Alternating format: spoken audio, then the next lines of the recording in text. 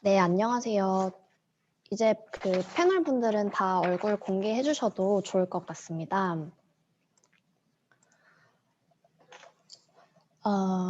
오늘 행사는 아시아 바이오에너지 무역과 공급망 리스크에 대한 이해에 대해서 얘기를 해보기로 한 웨비나인데요.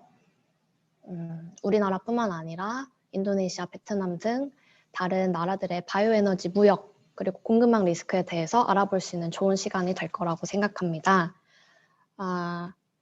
저희가 이거 듣는 분들은요, Q&A 창에다가 질문 남겨주시면 저희가 추후에 갈무리해서 패널 분들한테 질문 드리도록 할 거고요. 발표자분들은 14분 발표 시간이 주어지고 패널 토론에 참여하시는 분들은 10분이 주어집니다. 그래서 발표하시는 분들은 14분이 경과하면 종소리가 날 거고요. 패널 토론에 참여하시는 분들은 8분 있다가 종소리가 나니까 시간 유의해서 발표해 주시면 되겠습니다. 그리고 오늘 이 웨비나 시간 단축을 위해서 저희 중앙에서 저랑 조규리 연구원님께서 스크린 쉐어를 해주실 거예요. 그래서 패널분들은 따로 직접 스크린 쉐어 할 필요 없고 넥스트라고 다음이라고 말씀해 주시면 저희가 PPT 슬라이드를 다음 장으로 넘겨 드릴 테니까 그거 그대로 적용해서 임해 주시면 되겠습니다. 저희 이번 웨비나에는 80여 분이 지금 참석을 신청하셨고 많은 분들이 특히 한국 분들이 많이 참여를 하실 예정인데요. 유익한 시간이 됐으면 좋겠습니다. 제 소개를 따로 안 했는데 저는 기후솔루션의 김예지라고 합니다. 이제 저희 단체의 김수진 선임연구원님을 소개시켜 드리고 이번 행사의 취지를 잠시 간단히 듣고요. 바로 첫 번째 발제 수진님께서 시작하도록 하겠습니다. 수진님 안녕하세요. Hello, my name is Sujin Kim, and I'm a senior researcher at Solutions for Our Climate. And thank you so much for joining the webinar today. Assuming this is going well? Okay. So this event is jointly organized by 3 NGOs in South Korea. So SFOC and Korea Federation of the Environmental Movement and Advocates for Public Interest Law. To share a quick background of the event, so we have been working on to raise awareness on climate, environment, and human rights issues of biomass and palm oil supply chain. So we've prepared this webinar in the hopes to increase our understanding on supply chain risks of biomass and palm oil-based biofuels, and also to exchange lessons learned from civil society actions in other countries. We think that this webinar presents unique perspectives because it addresses supply chain risks of both solid and liquid bioenergy, which is biomass and biofuels, and our speakers are entirely made up of civil society representatives. So the webinar is divided into 2 parts. One part is dedicated to presentations. Main topics of our presentations are first, South Korea's bioenergy policy and supply chain issues and its socio-environmental impacts in Vietnam and Indonesia. Then Biofuels Watch will talk about the EU's biomass and biofuel policy and their impacts inside and outside of the EU. And after that, a question and answer session will follow. Then second part of the webinar will be dedicated to NGO representatives from the US and Indonesia and Korea, who will discuss their actions to address supply chain risks of bioenergy in their countries. Just to share a quick housekeeping notes for today. So participants can send questions at any time during the event using the Q&A menu on the webinar. And I'd like to mention that our colleagues from the US and the EU weren't able to join us in person because of the time difference, but we're going to share a video presentation instead. You can still relay all the questions after the webinar. We can send all the questions to them, so please feel free to drop in your questions for them in the Q&A tab. Lastly, the webinar proceedings will be made available online in both languages after the event. So we'll share with you a link where you can download presentations towards the end of the event. And also, this webinar is being recorded live on YouTube. Sorry for the glitch. We're just starting a presentation. Yes, thank you. Thank you very much. So yeah, I'm going to talk about the South Korea's bioenergy sourcing and supply chain risks. Next. Next page, please.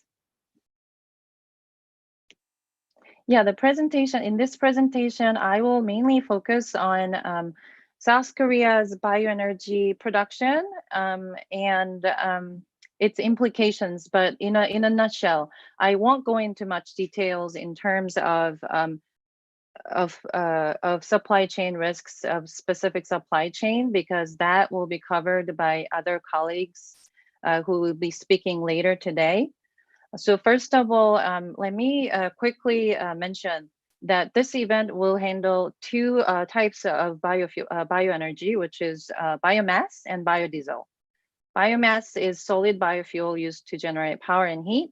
And in Korea, biomass includes wood pellets, wood chips, and biosolid refuse fuels, which is BioSRF. BioSRF is mainly typically made out of palm kernel shell or waste wood.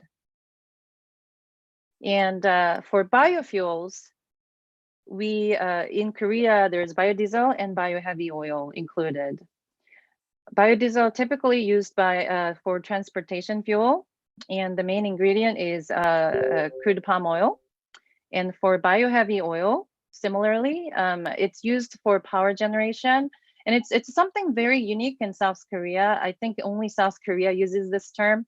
So it's a vegetable oil mixed with methanol or ethanol and biodiesel wastes. But the main product, main ingredient is crude palm oil. Next page, please. Next.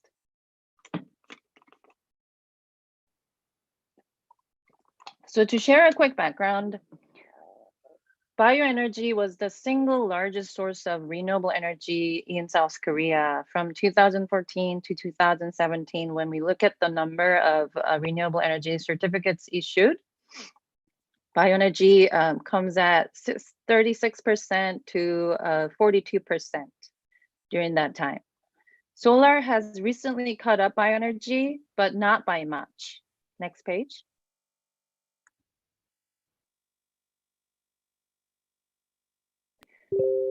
So South Korea's bioenergy policies have enabled this rapid expansion of bioenergy.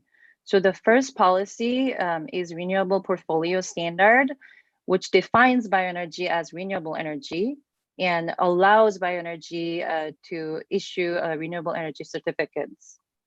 And the second policy is Renewable Fuel Standard, which is regulates transportation fuel and mixing of biodiesel. And then the third one is Decree of the Petroleum and Petroleum Alternative Fuel Business. And this defines alternative fuel to petroleum, which includes bioheavy oil, to replace fuel oil, which is bunker C. Next page, please. So with that background, next page, please. Next.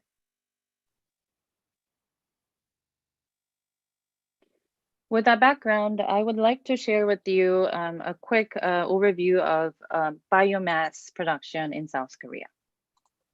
So the electricity generation from biomass grew more than 60 times in the past 7 years. When we look at this chart, so from 2012, there was almost nothing. And now 2019, we have about 7,000 gigawatt hours of electricity generation from forest biomass.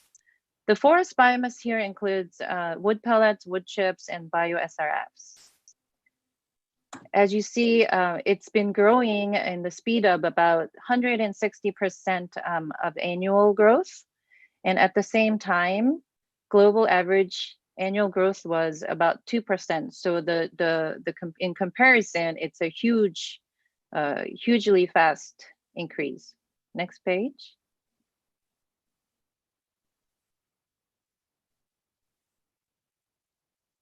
Wood pellet imports also have skyrocketed since the beginning of the RPS standard. And as you see, this graph correlates really, really well with the electricity generation from biomass, because wood pellets makes up about 90% of all biomass electricity generation. And a fun fact, South Korea was the world's third largest wood pellet importer in 2018, according to the Food and Agriculture Organization of the United Nations. Next.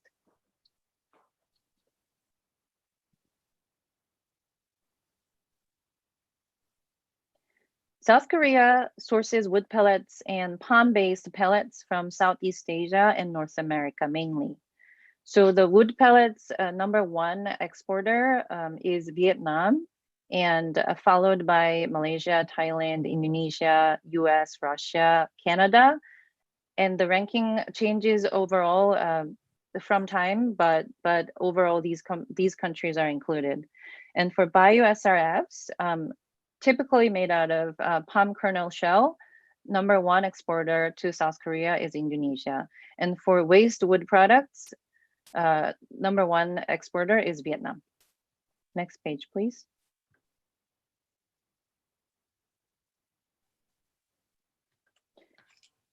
Next, I'm going to talk about the energy production from palm-based biofuels. So this is the energy production from biodiesel and bioheavy oil. And as you see, it's been increasing steadily from 2016. Next page. South Korea's biodiesel production depends a lot on imported palm oil. Sorry. Yeah, so when we look at this pie chart here, the orange color is showing the palm oil, and then the blue color is the palm oil byproducts. Both are imported, which is about 60%. Next page. Yeah, so how about the bioheavy oil production then? So bioheavy oil also depends on imported palm oil and palm byproducts. They say that bioheavy oil is more sustainable because it's been utilizing domestic ingredients, which is used cooking oil. It is partly true, but about more than 50% of the bioheavy oil feedstock is actually imported, and most of them is palm oil based. Next page, please.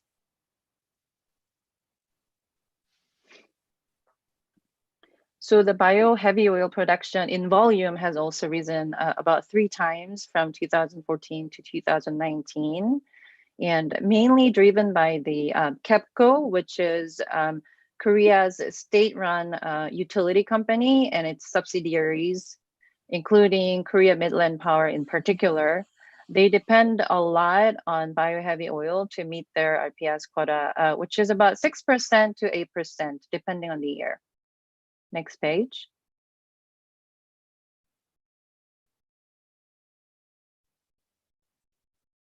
Yeah, so where is palm oil coming from? So Korea sources palm oil from mainly Indonesia and Malaysia. As you see in this map, the red color represents the largest volume in terms of dollar value imported. Next page.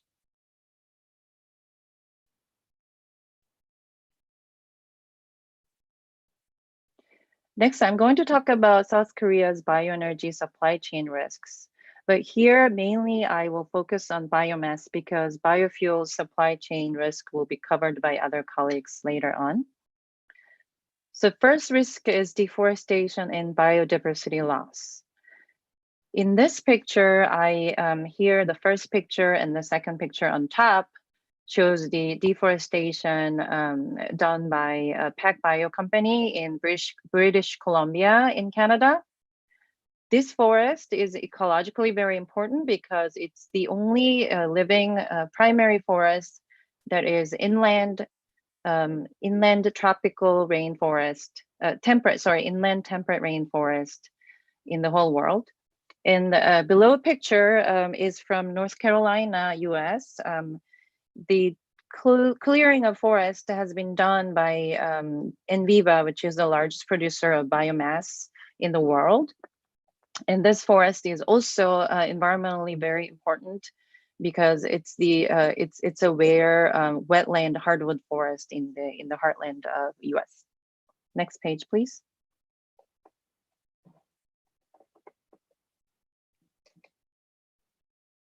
Second risk I wanted to talk about is climate change. So biomass and biofuel production increases land use change and forest harvesting that are known to link to climate change. However, even without involving land use change, biomass still increases greenhouse gas emissions, and compared with fossil fuels, it still is even worse in terms of greenhouse gas performance. So I would like to show you this, study done by the government of Canada. It's a modeling based on modeling using different scenarios and compared it against fossil fuel, which is coal, oil, and natural gas. So if we use the whole tree to produce heat or power, the black line means it's carbon debt. So if you use the whole tree, you will have carbon debt of more than 100 years. So you can only start becoming carbon neutral starting 100 years. If you use the salvaged tree, then the number of years drop to 50 years. And if you use harvest residues, then it goes down to about 30 years of carbon debt, and then after that is uncertainty period, and then after that you will start seeing some carbon benefits. And the last scenario here, harvest residues esoteric, is when it's burned, so the residues are burned by the roadside instead of being left to decompose on the harvest site. So in that case, you will create carbon benefits, but hardly ever this is done. So in conclusion, what I would like to say from this slide is that even for residues, which is unused biomass in South Korea, it is difficult to see carbon benefits, and it takes more than 30 to 50 years to start seeing any benefits, which is a problem because we're talking about meeting 2050 net neutrality goal in this country. Next page, please.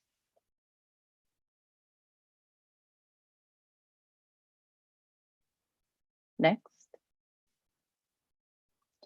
And lastly, biomass increases local environmental pollution and health issues. And last concluding thoughts. So South Korea's recent bioenergy sector has grown at a very unprecedented speed due to policy drivers and incentives in the last 8 years. And bioenergy production heavily depends on imported feedstocks, and there's little or no consideration on sustainable sourcing or limit setting on import volumes. Bioenergy is largely regarded as green and carbon neutral in South Korea, and this myth is very prevalent in public, and public awareness is very low. South Korea's bioenergy companies, both producers and traders, have been known to have violated local environmental laws and human rights and international agreements. Although South Korea's bioenergy sector has shown a threatening trajectory, we can still turn this around. Opportunities in climate and energy policy reform are still present. With that, I would like to thank you for your attention, and I'm going to hand this over to Dr. Phuc for his presentation on Vietnam. Thank you. 네, 수진님 감사합니다. 이제 푹 씨의 얘기를 들어볼 건데요. 푹 씨 준비되셨을까요?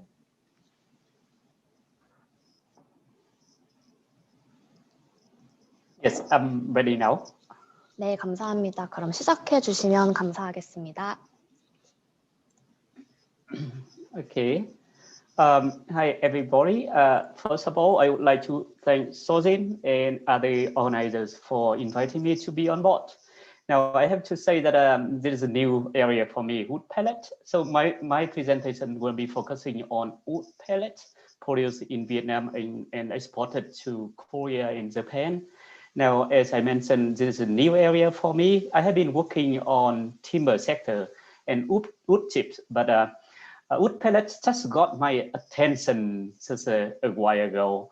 I haven't done any serious research on this topic yet, but I will be doing that serious research on this area starting from the second half of this year. So before going into my presentation in detail, I just want to share with you a little bit of background about my work. I have been working with forest trends and NGOs based in Washington, in the US, about 15 years ago. At the same time, I'm working as a research fellow at the Australian National University based in Canberra, Australia. Our research has been focusing on the forest-rich commodities, including timber, wood chip, coffee, rubber, and pepper. Our work in the Mekong region focusing very much on the countries like Vietnam, Laos, and Cambodia, China, putting that kind of production of forest-rich commodities in terms of global trade relations. So the commodities is produced by smallholders in this region, Mekong region, exported to the US, to European countries, and wood pellets exported to Korea and Japan. Now I'm looking, my research has been focusing on legality and sustainability aspects associated with the production and trade, including the export of these products to export markets. And again, I haven't done any serious research on the wood pellet yet, but I will be doing that. So in this presentation, I primarily use Vietnam trade data. When I say Vietnam trade data, I mean the data comes from Vietnam Customs Department, recording all products, including wood pellet, exported from Vietnam to other countries. Now, I also had a couple of interviews with wood traders or wood pellet traders in Vietnam, so I get some information from that. Again, this is a very kind of initial exposure of myself to this area, even though wood pellet is very much overlapping with wood chips and other timber products in Vietnam. So as a background of where I come from. Next, please. Next slide, please. Okay, so this slide shows you the dynamic of Vietnam wood pellet export to global markets, basically to Korea and Japan, the two major importing markets for Vietnam wood pellets. As you can see here, the volume of wood pellets exported from Vietnam increased substantially since 2015. By December 2020, the total volume of Vietnam's wood pellets exported abroad is about 3.2 million tons of wood pellets, making Vietnam, I think, the second largest wood pellets exporter globally. I think it's up to Canada or up to the US. I already forget. Now, if you look into the dynamic of this slide, you see the increasing quite substantially over the time or since 2015. Next slide, please.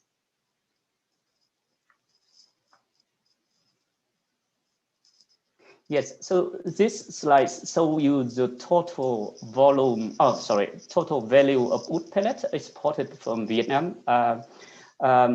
So on average, Vietnam export about, in 2020, for example, Vietnam exported about 3.2 million tons of wood pellets.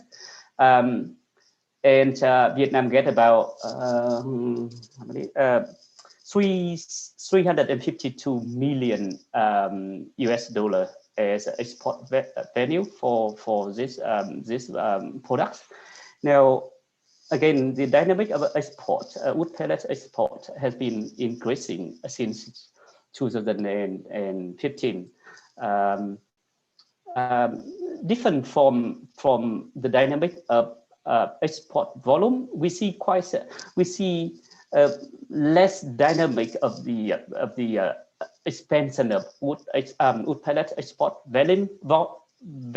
So compared to export volume, meaning the price of wood pellet export has been increasing over a year because we have a expanding much faster expansion of export volume, while we have a much less expensive export value.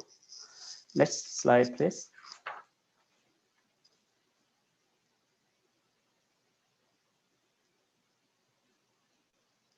Yes, so when Vietnamese exporters or exporters, I say exporters because we have a lot of foreign-owned exporting companies operating in Vietnam as well.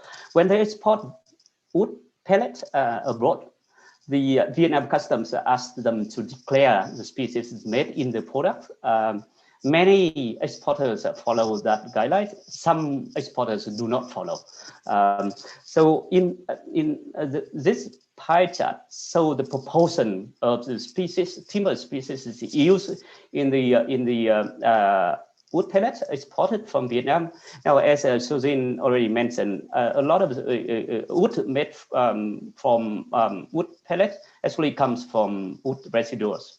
But again, in the wood residues, even the traders use wood residues. They have to declare the species in the exported products. So nearly 70% of the wood pellets exported to from Vietnam is made from acacia.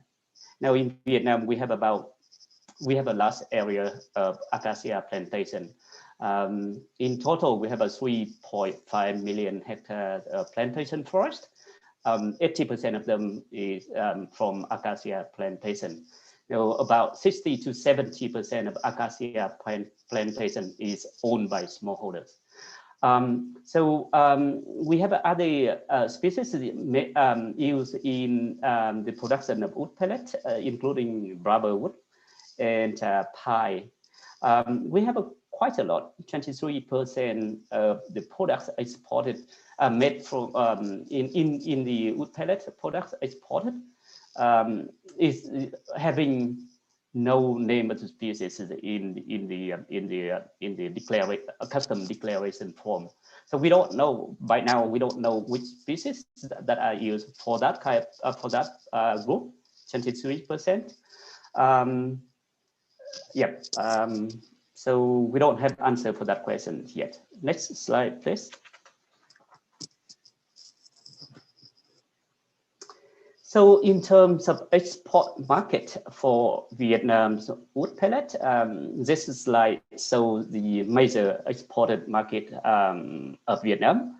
Japan and Korea are the most important markets for Vietnam's wood pellet, accounting for more than 90% of the total market share, both in terms of value and in terms of volume. Now, the first four column shows the value of wood pellet, Vietnam wood pellet exported to Japan, and the second four columns shows the total volume of Vietnam's wood pellet exported to Korea. So we see that in terms of dollar value, Vietnam's get the value of wood pellets exported to Korea peaked in 2008. Then it reduced quite substantially since 2019, leading to 2020. Now, there's a kind of different dynamic comparing to Japan, to the export market in Japan, while the export value has been increasing quite steadily. Vietnam also exported wood pellets to other markets like Taiwan and a couple of other countries. But again, the market share, the total value of wood, Vietnam wood pellets exported to other markets is very small. I think it's about 5 to 6% of the total export value from this product. Next slide, please.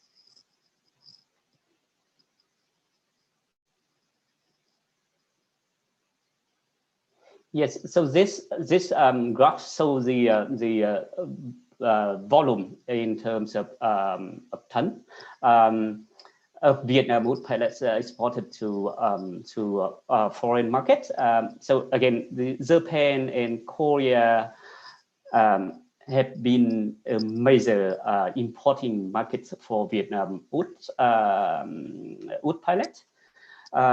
In 2020, for example, Vietnam exported 1.2 million tons of wood pellets to Japan, while exporting almost like 2 million tons of wood pellets to Korea.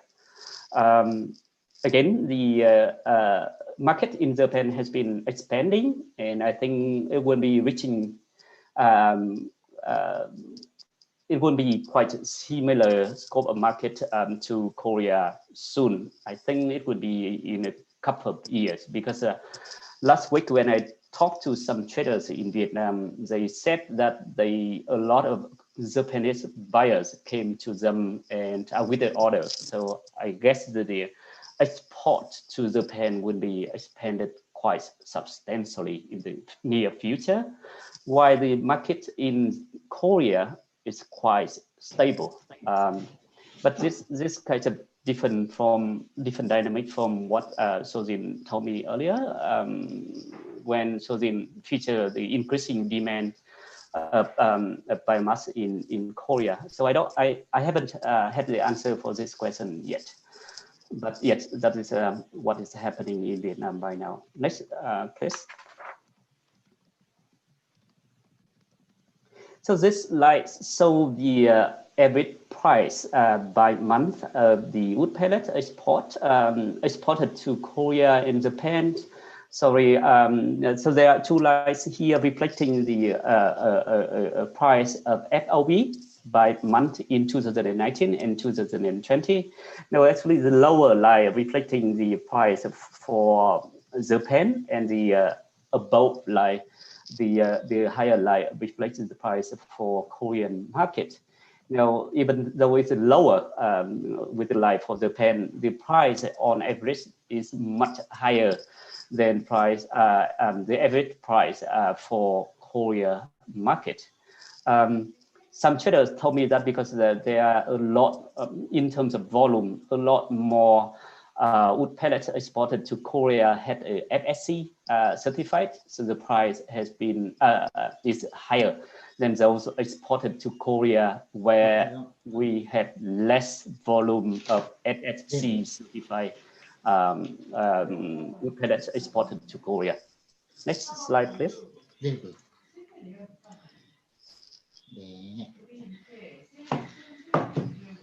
Yes, so this slide shows the number of companies in Vietnam participating in wood pellet export from Vietnam. The number of companies has been quite stable. Now, I would like to highlight here that two things. There are many foreign-owned companies participating in wood pellet export in Vietnam, so we don't know. I mean, I can look into that later on, but by now I don't know how many foreign-owned companies are participating in wood pellet export from Vietnam, and we don't know how many companies engaging in production of wood pellets. It doesn't mean, this figure doesn't mean that all wood pellet export companies participating in the production. There are many small-scale companies in Vietnam only involving in production, and they sell wood pellets to trading companies. Some of them are, I guess many of them are export companies. Next, please.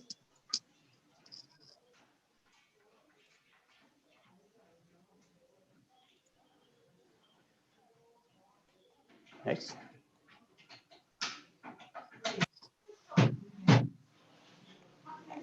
Yes, so I just want to give you some idea about the scale of export companies. When I look into Vietnam customs data, it tells me about scale of the companies in terms of export volume and value. Now, this is the data for 2020. So I pick up the companies exporting large volume. When I say large volume, it means each of them exported 100,000 cubic meters, tons of wood pellets per year in 2020. So we have the 6 large scale, we call it large scale companies exporting a large volume of wood pellet abroad in 2020. Next, please.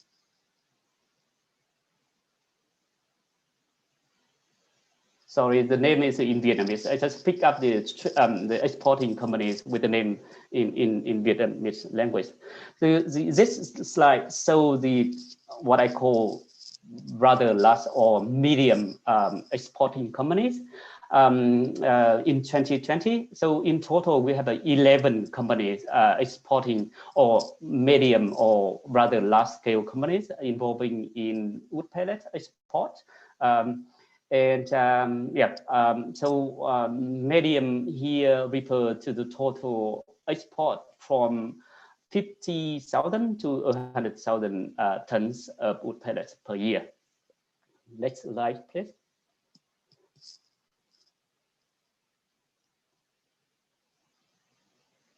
Now this slide shows the what I call small scale exporting companies. There in 2020 we have 23 companies involving in the export activities, and the volume, if you look into volume of export, is very small. So I call them small scale or micro scale companies. Now, small scale or micro scale companies are participating in export, or they are dominant, prevalent in the export process. Now, again, we have only 6 large scale companies. We have 11 medium scale companies, and we have 23 small scale or micro scale companies. Now, small and micro companies dominating the export has a lot of implications for controlling the legality and sustainability of the product exported. I will talk more about that later on. Next, please.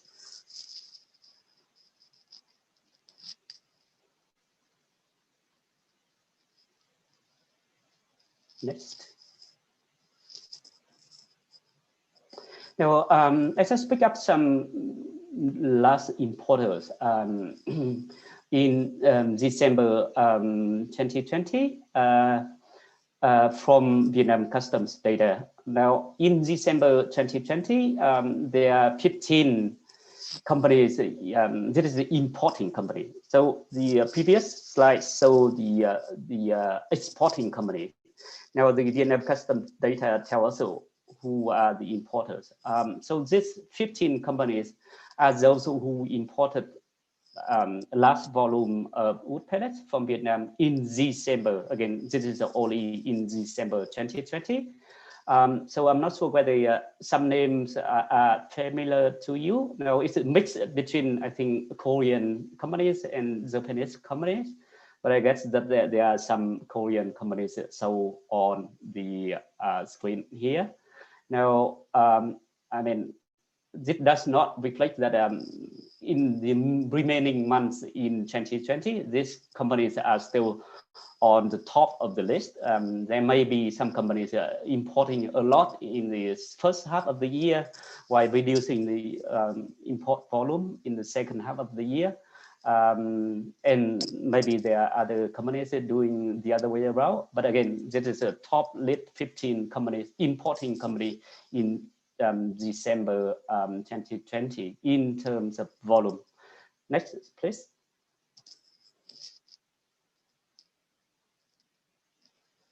Okay, so the previous slides just gave you some idea about trade dynamic and a little bit on market. And species is made from the product. By way of conclusion, I just want to highlight some areas related to legality and sustainability of wood pellets from Vietnam exported to foreign markets, including Korea and Japan. Now, traders told me that particularly, the large scale traders told me that they have to have a FSC certified products exported to foreign markets because some of their buyers require this kind of product. But again, I want to highlight that that is my conversation with the large scale traders in Vietnam. Yes, in Vietnam, we have some area of acacia under FSC certification, but the area of acacia under certification is very small. I think in total, we have about 200,000 hectares of acacia plantation under FSC certified. But most of the timber coming from this FSC certification goes to the furniture area. We have, as the earlier slide, so that exporters use not only acacia but also rubber, pine, and other kinds of species to make wood pellet for exporting to Korea and Japan. Now in Vietnam, we don't have any area, rubber area or pine or other areas under FSC certification at all. So yeah, there are some anecdotal evidence showing that there may be some problems with a follower of FSC certificate because particularly the small scale companies dominating in export activity in export states are unlikely to have a FSC certificate when exporting wood pellet to Japan or Korea. Also, we don't know how many companies are participating in the production who are not participating in the export. But our speculation is that there are a large number of them participating in this process production. Now, I'm sure that there are many of them that are small and micro in scale, and controlling their production activity is challenging. Right now, the wood pellets subsector or sector is not considered as important for the Vietnamese government. Why? Because the wood pellets export, there's no tax on wood pellets export. So government is not collecting tax on this. So usually with the products exported without tax export, it's some of them, including wood pellets, slip out of government radar. Now, so there's a loose or absence in terms of legislation when it comes to in the area of controlling the legality and sustainability of wood material used as input for making wood pellet from Vietnam. And right now, there's almost no information about this subsector, including the supply chains and export market. Very few traders in Vietnam and producers in Vietnam know about what is the demand in Japan or Korea, Vietnam's major market for wood pellets.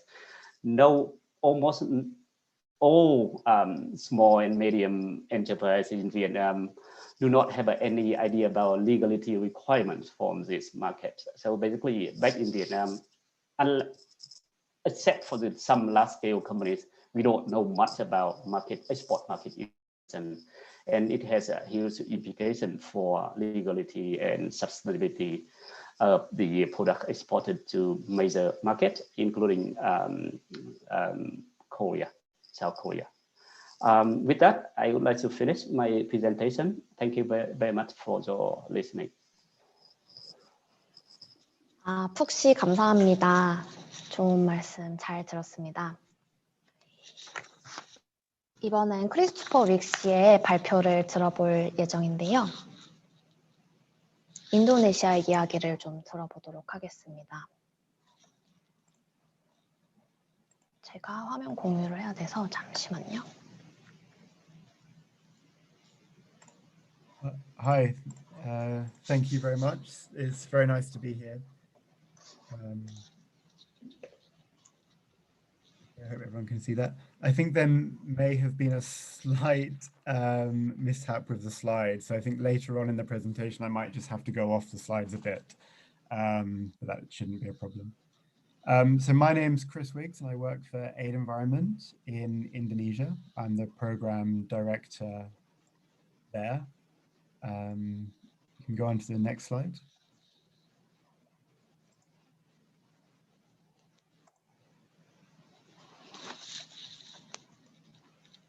Yep, so Aid Environment is a not-for-profit foundation, a Dutch organization, but we have a an office in Jakarta where I work. We focus on increasing sustainability in the global agricultural sector, focusing mainly on the major commodities: palm oil, pulp and paper, rubber, timber, soy, beef. Being based in Indonesia, and because deforestation has largely been driven by palm oil, I focus a lot of my time on palm oil. We implement projects independently as Aid Environment and also as part of a consortium called Chain Reaction Research.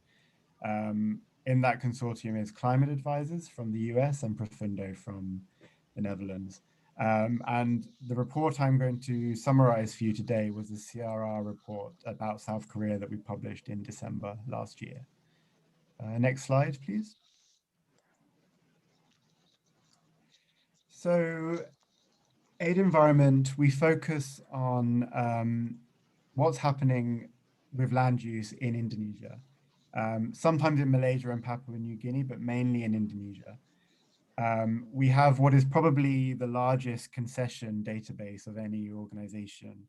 We have mapped about 4,000 concessions covering about 15 million hectares of land, and we know the concession boundaries, we know who owns these concessions. So we can monitor deforestation and we can work out which concessions are clearing forest. And then by accessing trade data and looking at public supply lists, we can link deforestation to international supply chains. One of the most significant things about the palm oil sector has been that it has become increasingly covered by no deforestation, no peat, no exploitation policies.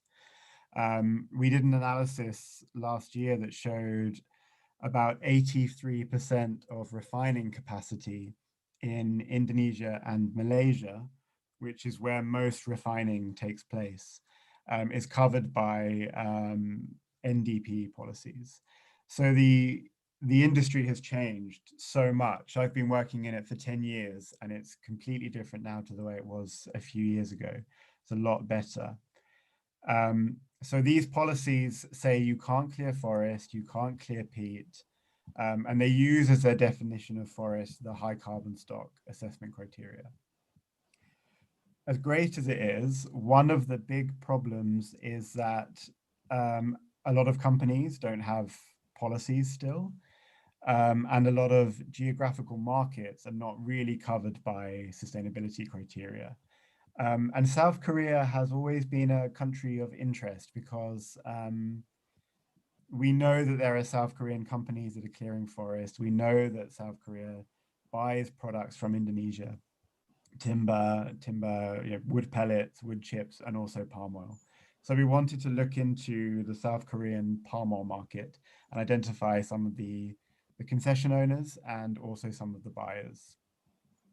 Next slide, please.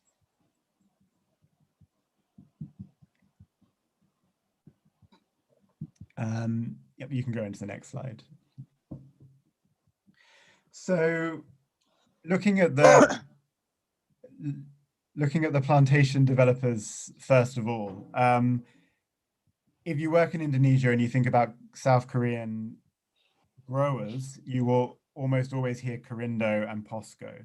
I know Korindo, it's not completely South Korean, it's a little bit complicated, but because of the ownership structure, they are often considered a South Korean company.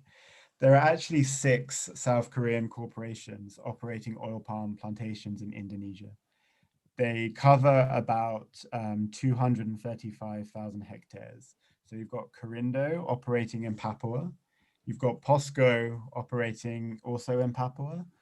LG Corporation is in West Kalimantan. You've got Samsung, you've got Daisang, and you've got JC Chemical. So you've got 6 quite considerable companies that have a lot of hectarage of palm oil.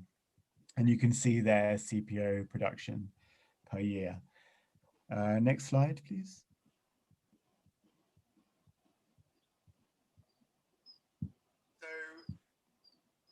When we worked out that there were 6 South Korean companies operating in Indonesia, we then reviewed these companies' concessions for any sustainability issues that would be considered a concern or would make them non-compliant with industry NDP policies. Corindo and POSCO, everybody knows that they have had deforestation.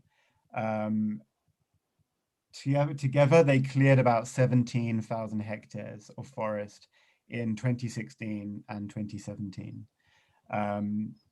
They're notorious companies, Corindo particularly in Indonesia. Daisang has also been clearing forest. They cleared about 347 hectares in 2017 and 2018.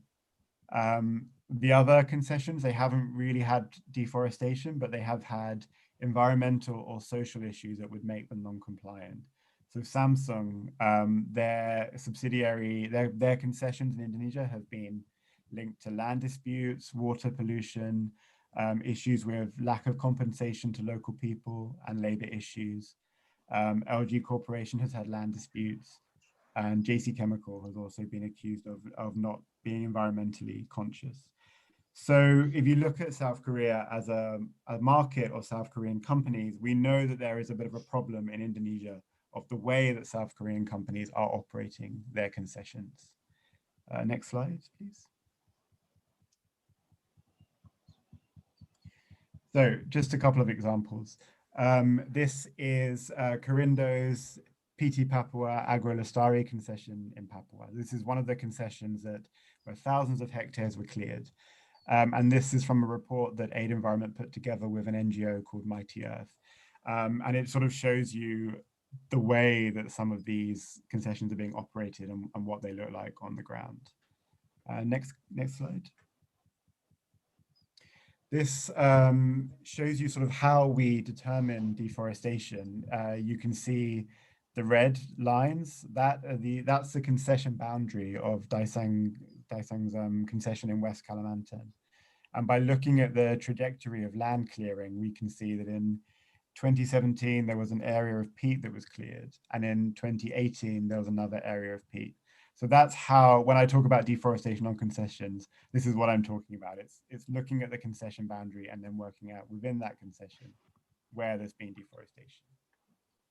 Next slide. Next slide. So we've looked at the concessions and the South Korean owned operators. So what about South Korea as a buyer? So 5 buyers account for 78% of all palm oil that's imported from Indonesia to the country. So JC Chemical, Dansuk Industrial, GS Global, AK Holdings, and LG Corporation. If we look at the plantations that are in the supply chains of these companies, and then compare that to our database of deforestation, we know that there are concessions that have lots of problems that are supplying to these companies, that are supplying to South Korea. So in Kasih Raya, from our database, I know that they are a company that has deforestation on their concession in Kalimantan. Tunus Baru Lampung, the main supplier to AK Holdings, very notorious Indonesian company that is developing, that has lots of deforestation on their palm oil concessions. KPN Corporation, previously known as Gamma, is also a very notorious deforester. It gets even more complicated as you consider the indirect supply chain. So if you look at a company like Kuala Lumpur Kepong, it's a Malaysian trader that has an NDP policy, but still has a lot of deforestation in its supply chain. And even though they have an NDP policy, JC Chemical is buying refined palm oil from them. So they are exposed to a lot of deforestation because of their supply chains. Next slide, please. So if you look at the sort of the major companies supplying to South Korea, it's Astra Agrolestari, Musimmas, Inkasi Raya, Tunas Baru Lampung, Wilmar, KLK. AK Holdings, JC Chemical, and SK Eco Prime are the companies in South Korea that are exporting the most leakage palm oil, the palm oil that is not covered by NDP policies and is therefore likely linked to deforestation. So AK Holdings, 64% of its imports are from the part of the market that's outside of NDP policies. So it's quite concerning. There's a lot of imports going to South Korea, and they're not really coming from companies covered by sustainability policies. So a lot of deforestation in these supply chains. And that is a real concern because so much of the industry has been built on changing, these NDP policies and the power of the buyers making informed, responsible decisions about their supply chains. And when a lot of companies don't do that, and when a lot of companies in a particular market don't do that, it makes it very difficult. Next slide.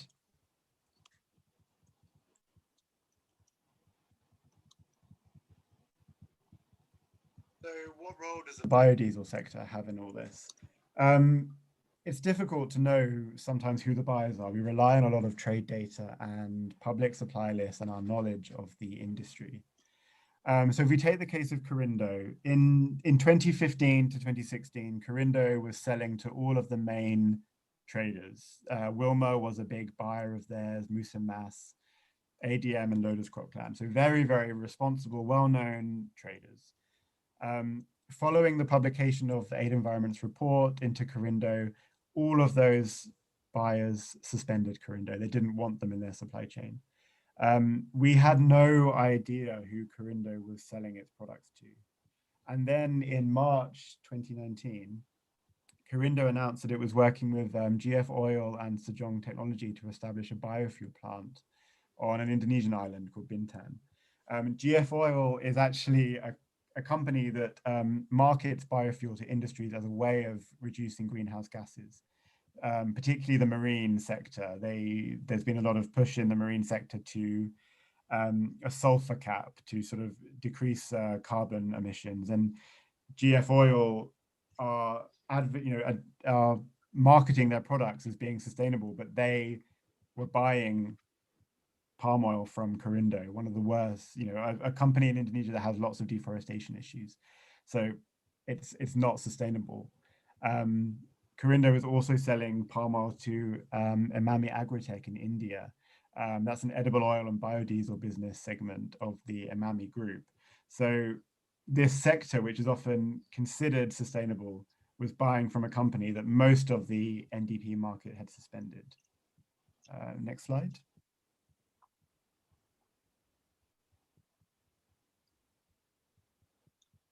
It's also the case with some of the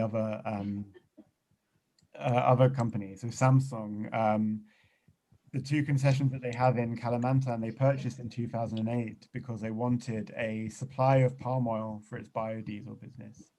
POSCO also sells palm oil to the Indian biodiesel refinery Emami Agritech. So again, POSCO has a policy. They adopted a policy last year. Most people don't buy from them because there's no evidence really that they're implementing their policy, but they are supplying the biodiesel sector. JC Chemical imports palm oil for biodiesel production. One of its suppliers is Inkasi Raya, the company I named earlier, who cleared about 1,000 hectares of forest. You can see that the biodiesel sector is really key to these companies. And that's what we're seeing a lot of in Indonesia. The NDP market suspending deforestation-linked growers, and then they can find a market in the biodiesel sector. And yeah, SK Eco Prime is South Korea's top biodiesel producer and is a major importer of palm fatty acid distillate. And next slide. So just to sum up, this is a very, very quick overview of our report, but Korean-owned and Korean-linked growers have a significant deforestation footprint in Indonesia. South Korea is becoming an important market for palm oil exporters. You often hear it in conversations, people saying, oh, we don't really mind if we get suspended by one of the big traders with a policy because we'll look into markets like South Korea, or you also hear it with China, Japan, India, Pakistan. So South Korea is really considered one of those markets, and it becomes particularly key when you talk about timber and wood pellets as well. The largest South Korean buyers don't have NDP policies, and the biodiesel sector is playing a really important role in providing a market for companies suspended by companies with NDP policies. So really, we have to try and increase sustainability in the biodiesel sector because it's really, really key. Thank you very much. I think on the next slide it has my email address, so if anybody has any questions they can always email me, and I will pass over to the next presenter now.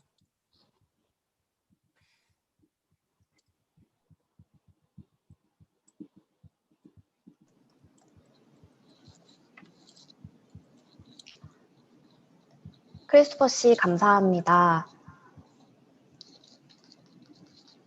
저희 이번에는 알머스 씨의 얘기를 들어봐야 하는데요. 지금 영국의 스코틀랜드에 계셔서 시차 때문에 참석이 어려우셔서 저희한테 그 발표를 영상으로 녹화해서 보내주셨습니다.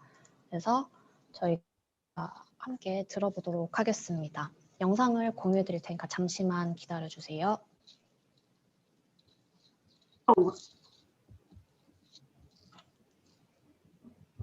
There. Full screen, right. Let's start with the role of bioenergy in general in renewable energy. Now, mostly when people are thinking about renewables, they tend to think about wind turbine panels, without realizing that certainly in Europe, the bulk of what's classed as renewable energy actually comes from burning biomass, i.e. burning a carbon-rich fuel. And now, overall, as you can see here, is bioenergy, including biogenic waste, accounts for 60% of all renewable energy across the EU.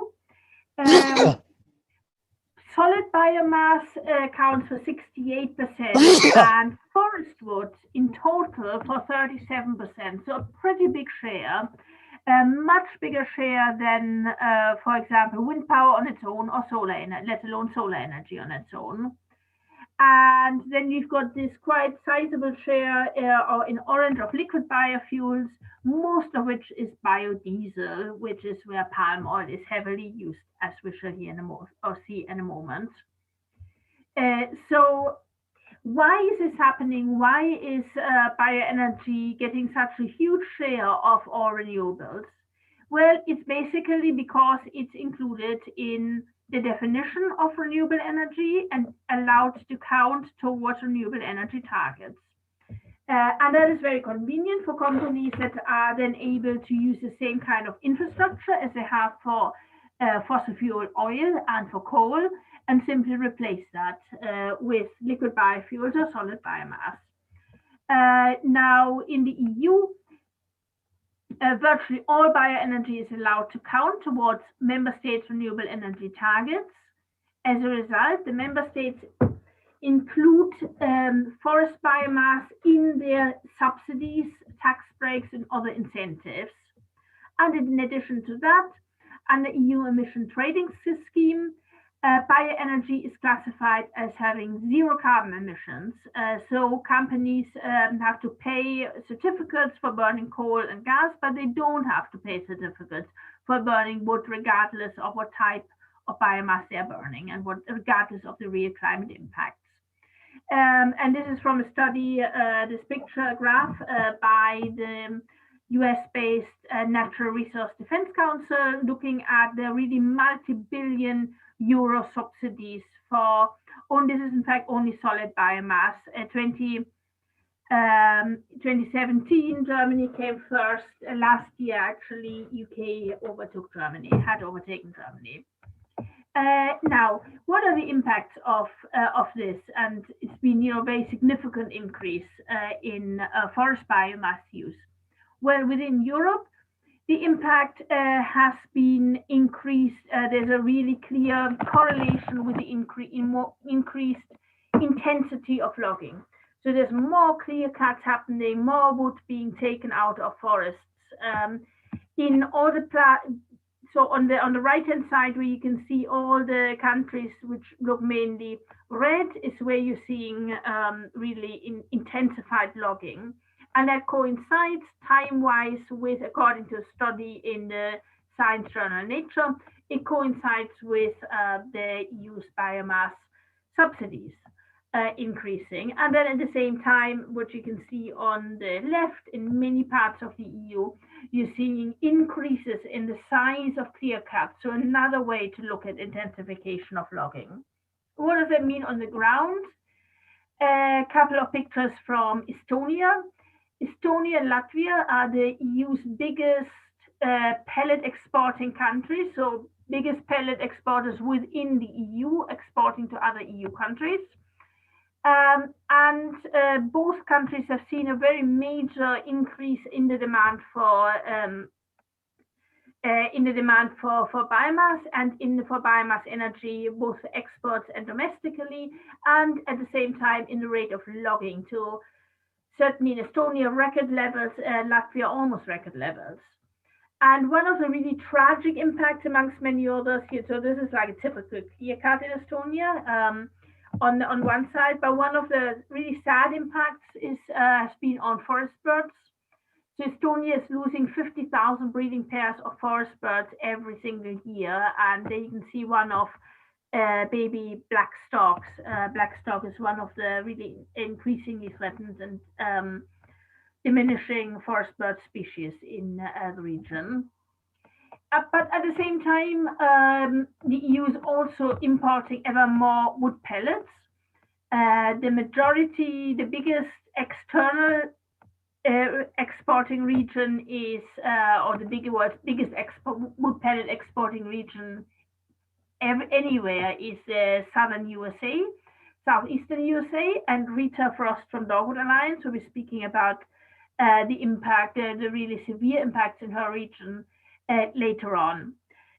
So instead, I'm showing here photos from British Columbia, from a report by the NGO Stand Earth. Now British Columbia is one of the regions, areas in the world that has seen that for a number of years has seen really devastating clearance of old growth forests and primary forests. What the Stand Earth report shows is that increasingly the threats to the forests that remain are increasingly now coming from the pellet industry. This is Pinnacle, is one of them, one of the companies involved. That Pinnacle Pellets exports to the EU, including also the UK, but also to East Asia. And what they found is, in terms of the mapping where the mills are located, is that they are located in very adjacent to threatened species habitat, and they're putting new pressure on species such as woodland caribou. They also found from photos that they routinely used, or certainly when they were visiting, they were using sizable amounts of whole trees of roundwood. Now, one of the things that arguments that often put forward as the answer to burning whole trees is to burn forest residues. Now, forest residues means residues that come directly from the forest, as opposed to sawmill residues. Now, the problem with that is that under international forestry definitions, terms such as low-value wood and forestry residues are routinely applied to roundwoods. the majority of trees cut down in the forest can be classified as a residue or as low value wood. So the idea is when companies are when sawmills have a demand for a particular number of timber from big, just the right size of straight grown trees, they will be paying the highest price for that. But if logging companies clear cut everything around in the forest, then all the trees, all the woods that don't go to the sawmills are classified as a residue. And it is that demand for low value wood, for so-called forestry residues, economically low value woods, that is probably the biggest driver for the intensity of logging, for clear cutting, certainly the boreal and temperate regions in forests. However, even when it comes to the removal of twigs, branches, crowns of trees, leaves, and so on, the genuine, what more people have in mind when they're speaking of forest residues, removing that on a large scale is actually incredibly harmful to soils, to biodiversity, and to the climate, because you're depleting the soil carbon and the ability of soils to support new trees growing back and new vegetation in future. This is separate from sawmill residues, but it's important to remember that of the sawmill residues, there's really only a limited amount, very, very small amount available that is not already fully used in most parts of the world, that is fully utilized, including for sawmills burning some wood to power their own sawmill, which they have been doing for decades without subsidies. So the very small availability of sawmill residues does not justify subsidies for biomass, for burning wood, and it does not justify, certainly does not justify converting coal plants to biomass.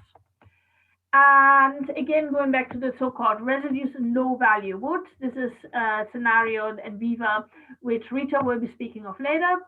And there you can see a typical truck with logs going to an Enviva pellet mill, supplying plants in Europe, but also increasingly Enviva is also selling to East Asia. This is what they will routinely call residues and low-grade wood. Now, with what scientists, and this is from a letter by 800 scientists were sent to the EU in 2018, what they've been pointing out is that sustainability of forest management makes no difference to the climate impact of biomass. If you cut down a tree and you burn the wood, you're putting the carbon straight into the atmosphere. It means that you've got less trees, less mature trees, and new trees will take decades to grow back and resequester that carbon. And we simply don't have that time left to stop the worst of climate change. Now, going on to palm oil. So, giving you a quick picture of the role of palm oil in EU biofuels. This is a short video graphic by Transport Environment, where you can see the red line is the use of palm oil in the energy sector, mostly for biodiesel. And the blue line is a non-energy use for food and animal feed. And you see the energy use going up and up and up and up since biofuel targets and subsidies were introduced in the EU in 2010. Okay, so brief look at palm oil. So the impacts most of you will be familiar with of palm oil is that palm oil being heavily linked to tropical deforestation. And those impacts are direct as well as indirect. So indirect means you got greater demand for vegetable oil, you push up the price of palm oil, you have expansion regardless of where a particular company gets its palm oil from. Now, if you're looking at the indirect and direct climate impacts from palm oil biofuels, a study commissioned by the European Commission found that they are 3 times as bad for the climate as fossil fuel diesel. So, like this Transport Environment say rightly, the cure is worse than the disease. And these are just pictures again. This is from Papua. Large-scale deforestation for, including for palm oil. Now, this deforestation may not be happening specifically for palm oil for energy. We don't know who would be buying it, but pushing up the demand for palm oil and the price of palm oil through biofuel, burning biofuels and buying biofuels is fueling this expansion indirectly, if not directly. So, very brief overview of what's the problem with biofuel and biomass sustainability standards, as why we believe that they should not be considered to be a sustainability standard and not the answer. So the first one is what we've already seen is burning biofuels from dedicated crops, especially palm oil, and burning forest biomass is just not climate friendly. So it shouldn't have any role. We shouldn't subsidize things as renewable energy if they are not going to mitigate climate change, and neither of those options mitigate climate change. So sustainability standards aren't going to change that. Secondly, there's no evidence that they can work even in terms of preventing the most egregious and worst type of biofuel and biomass sourcing.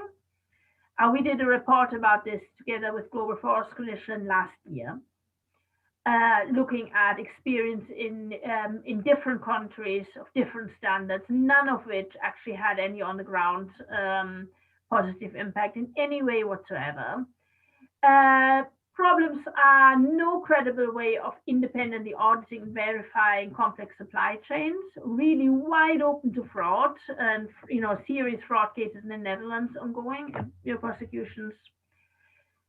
Certification standards are never designed to address indirect impacts, which can be worse than the direct ones, and I spoke about them earlier. And lastly, just to mention that by and large, standards never ever include the impact on communities, including indigenous peoples. So in conclusion, we believe that the only way to prevent large-scale climate, environmental, and social harm caused by biofuels and forest biomass energy is to stop them counting towards renewable energy targets and to stop subsidizing them. Sustainability standards are not a credible tool, not even for damage limitation, which is what the experience in Europe has been showing over the last quite number of years. Thank you very much.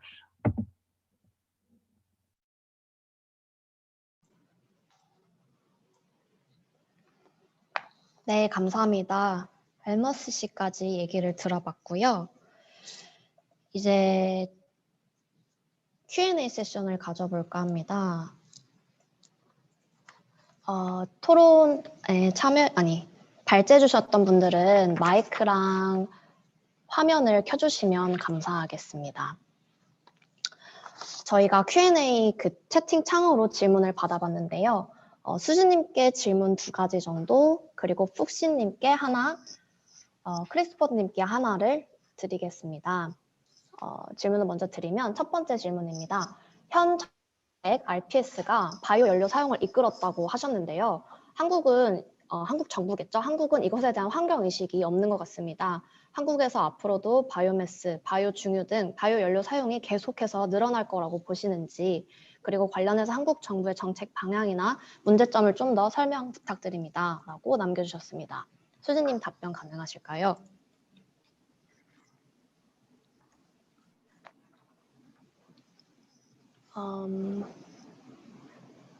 수진님 지금 제 얘기가 들리셨을까요? Yes, I can hear you. So we're going one by one, I guess. So yes, I would like to answer your question on RPS policy in South Korea. So I do believe that the use of biomass and heavy fuel will increase in the future, and that is because the government the RPS quota is increasing. The required portion of the renewable energy portfolio is increasing every year. the Korean utilities are not investing fast enough. I'm talking about Korean utilities of 500 megawatt and above, because they are the only ones that are required to meet the RPS quota in South Korea.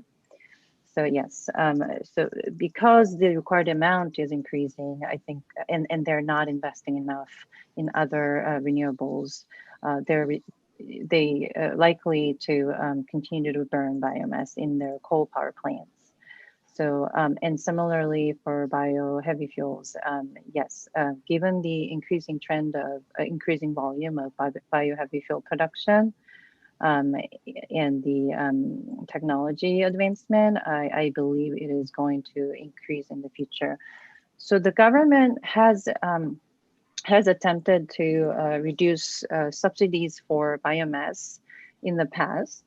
So in 2018, there has been an effort to reduce biomass renewable energy certificate weightings for biomass. However, that has literal no impact on current biomass supply in South Korea, just because they have given such a generous exception rules and a grace period for utilities. So whoever registered their plans to build their biomass power plant up to a certain date, and they even extended that date up to another year, they were able to claim older, higher renewable energy credits. So because of that, I believe, yes, the government policy changed, but because of the exception rules, it's not going to impact the biomass volume in South Korea. 네, 감사합니다. 두 번째 질문을 함께 드리겠는데요. 영어로 질문을 주셨습니다. I've heard that there are GHG accounting issues pertaining to biofuels, but I'm not sure I understand them properly. Would you be able to elaborate on this? 한국어로 잠깐 설명드리면 온실가스 산출할 때 바이오 연료가 어떻게 산정되는지 관련한 문제가 있다고 들었는데 더 자세한 사항을 알려달라는 말씀이셨습니다. Thank you for the question. As for the greenhouse gas accounting for biofuels, I think the loophole in there that I can think of is the maritime transportation emissions, which is currently considered zero. So because most of the biofuel is sourced from Southeast Asia to all other countries in the world, and that emissions from export is excluded in the greenhouse gas accounting, I think there's a significant volume that is not properly counted. I can think of, I don't know if there's any other loopholes in the greenhouse gas accounting. I would like to call up on other colleagues in this call if they have any thoughts on that. And using this opportunity, I would like to mention that biomass also has this loopholes in greenhouse gas accounting, which includes when you burn biomass in power plants in South Korea, the emissions from biomass, greenhouse gas emissions from biomass, especially carbon dioxide emission, is considered zero. That is according to the greenhouse gas accounting rules. And because they believe biomass is carbon neutral, and when the forest is cut down to produce biomass, the emissions has already been counted there, and when they regrow, they think that they will bring back those foregone emissions. So they think it's carbon neutral, so that's already counted there. So when you bring that volume to other country and burn it in the power plant, that is not counted. So there's a big loophole there as well. Thank you. 감사합니다, 수진님. 그러면 푹 씨한테 다음 질문을 드리도록 하겠습니다. 한국어 질문입니다. 바이오 에너지에 관해서도 한국 정부나 기업들을 대상으로 준비하고 있는 캠페인이 있으신지요? 석탄 같은 경우는 관련 캠페인이 활발하게 만들어지는 경향이 있습니다. 또 참고로 말씀드리면 푹 씨가 계신 The Forest Trend는 사실 연구기관, 리서치하는 기관이기 때문에 캠페인을 하신다고 보기 살짝 어려울 수도 있는데요. 푹 씨 질문에 답변 부탁드리겠습니다.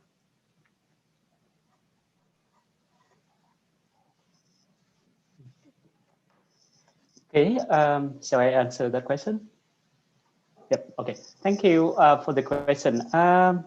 As I mentioned in my presentation, in Vietnam, so I'm talking about Vietnam. I don't know much about other countries yet, but in Vietnam, there's no campaign against or promote biomass production or wood pellet production yet. So there's no NGOs who are aware of problems associated with wood pellet production. There's no company, there's no NGOs, or there's no government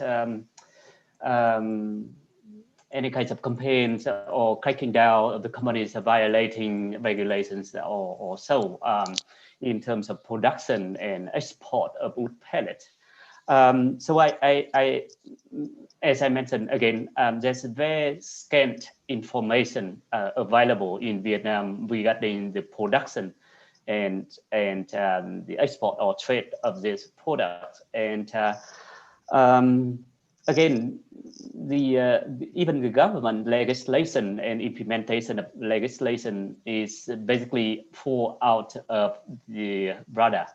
So there's not much attention from the government or environmental NGOs into this area yet. So I'm not aware of any campaign in Vietnam that promote or against this area of this subsector wood pellet. 감사합니다, 푹 씨. 그러면 다음 질문은 크리스토퍼님께 드리겠습니다. 영어 질문인데요. Can we characterize palm oil export for biofuels as a major loophole in NDPE policies? Are there other loopholes of sustainable magnitude, or this one the big one? It's not a loophole because it's not that there's something wrong with the policy. It's that there are some sectors that have been quite slow at adopting policies, and biofuel companies, biodiesel companies are one of those sectors. Being Indonesia based, the discussion about biofuels is very much focused on the domestic market. And it's linked to some of the rhetoric from the European Union in the last few years and some of the directives about biofuels. So sort of moves to phase out biofuel within the EU have led to a pushback from the Indonesian government and Malaysian government. And they have both increased targets for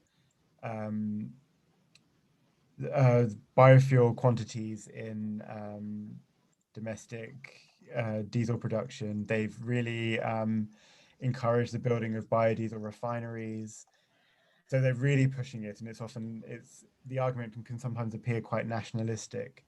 The problem with that is that in Indonesia there is no sustainability criteria in the sector. All the suppliers are selected by the ministry, and they don't select according to sustainability performance. So some companies that the NDP market doesn't buy from, so Tunas Baralampung is an example, they have found buyers in the domestic market.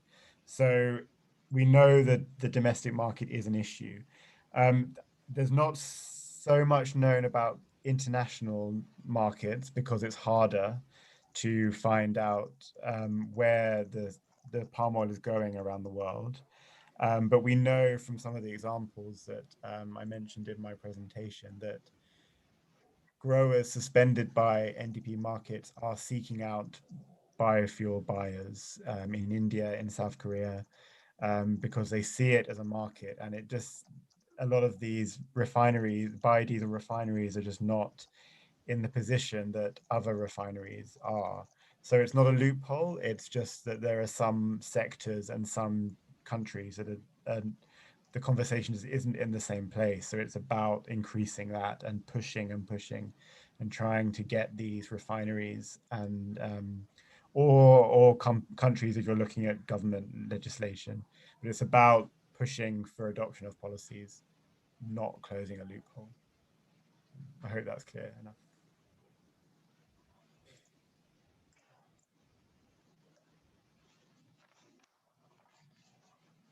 답변 감사드립니다.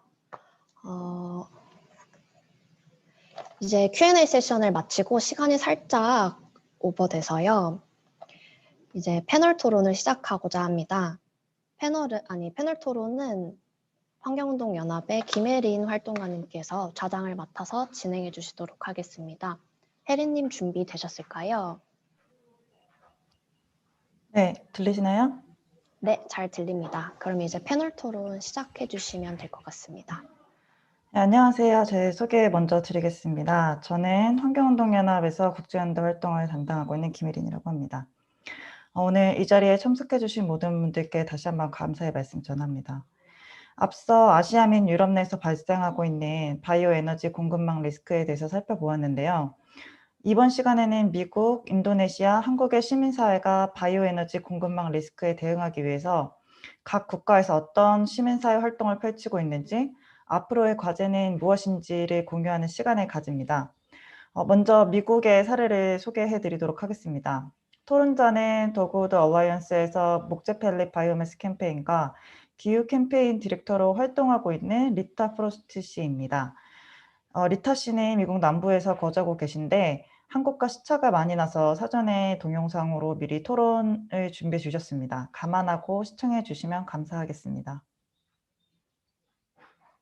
리타 씨 영상 부탁드릴게요.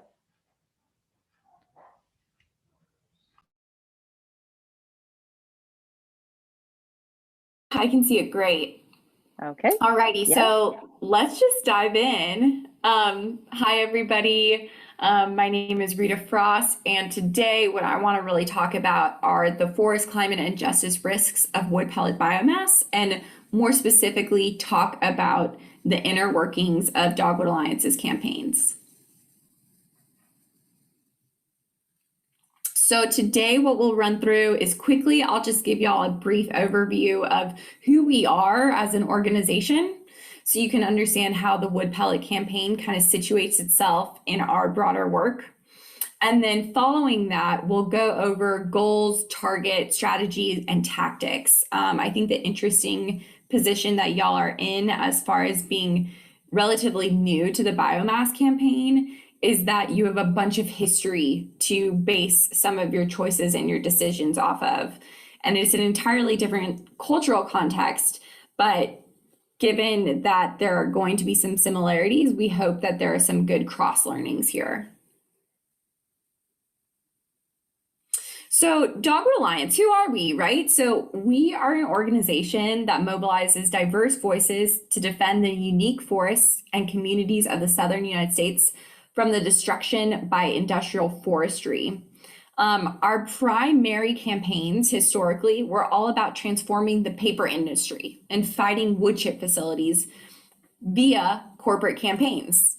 We would choose end users of paper products such as KFC or big box stores like Staples, and then we would pressure them on the products that they were selling. This was enormously successful for us. Running corporate-based market campaigns was really successful, so much so that we've had impacts on 4 out of the 5 biggest paper companies in the South. But since that time, we have moved into 3 new campaigns, the Our Forests Aren't Fuel campaign, the Wetland Forest Initiative, as well as our forest and climate work that are all politically based. And I'll be able to talk about that a little bit more when we get into the strategy and tactics section. So just a little bit about Southern Forests. In case y'all have not visited our region before, this is really the heart and starting point of all of Dogwood Alliance's work. Our region has, Susan, you can go to the next slide, the highest concentration of tree species diversity in North America. We also have the highest concentration of aquatic diversity in the continental United States, including the richest temperate freshwater ecosystem in the world. Next slide. We also have the highest concentration of wetlands in the United States, 75% of which are forested. The forests in our region are so special that they have been named a global biodiversity hotspot. Climate is now also a foundation of our work. We know, and I think that a lot of y'all will agree with us on this webinar, that the greatest threat humanity is facing is climate change. We know also, as an organization that works on forests, that we cannot stop a climate catastrophe or reach the goals of the Paris Climate Agreement without scaling up the protection of forests. Biomass policy, that is placing a further stress on a resource that is overexploited in our region. And also, we know that our forests have a far higher use in our battle against climate change. All right, so given the special nature of our forests, our fight against climate change, as well as the market drivers of using our forests as products, the Southern United States has been placed at the center of the global debate on biomass. Our campaigns with our partners have controversialized the use and sourcing of biomass, so much so that a joint research commission in the European Union labeled the response by the industry as toxic. We've learned a lot about working on this campaign, and we are really excited that we are going to be able to share these learnings globally.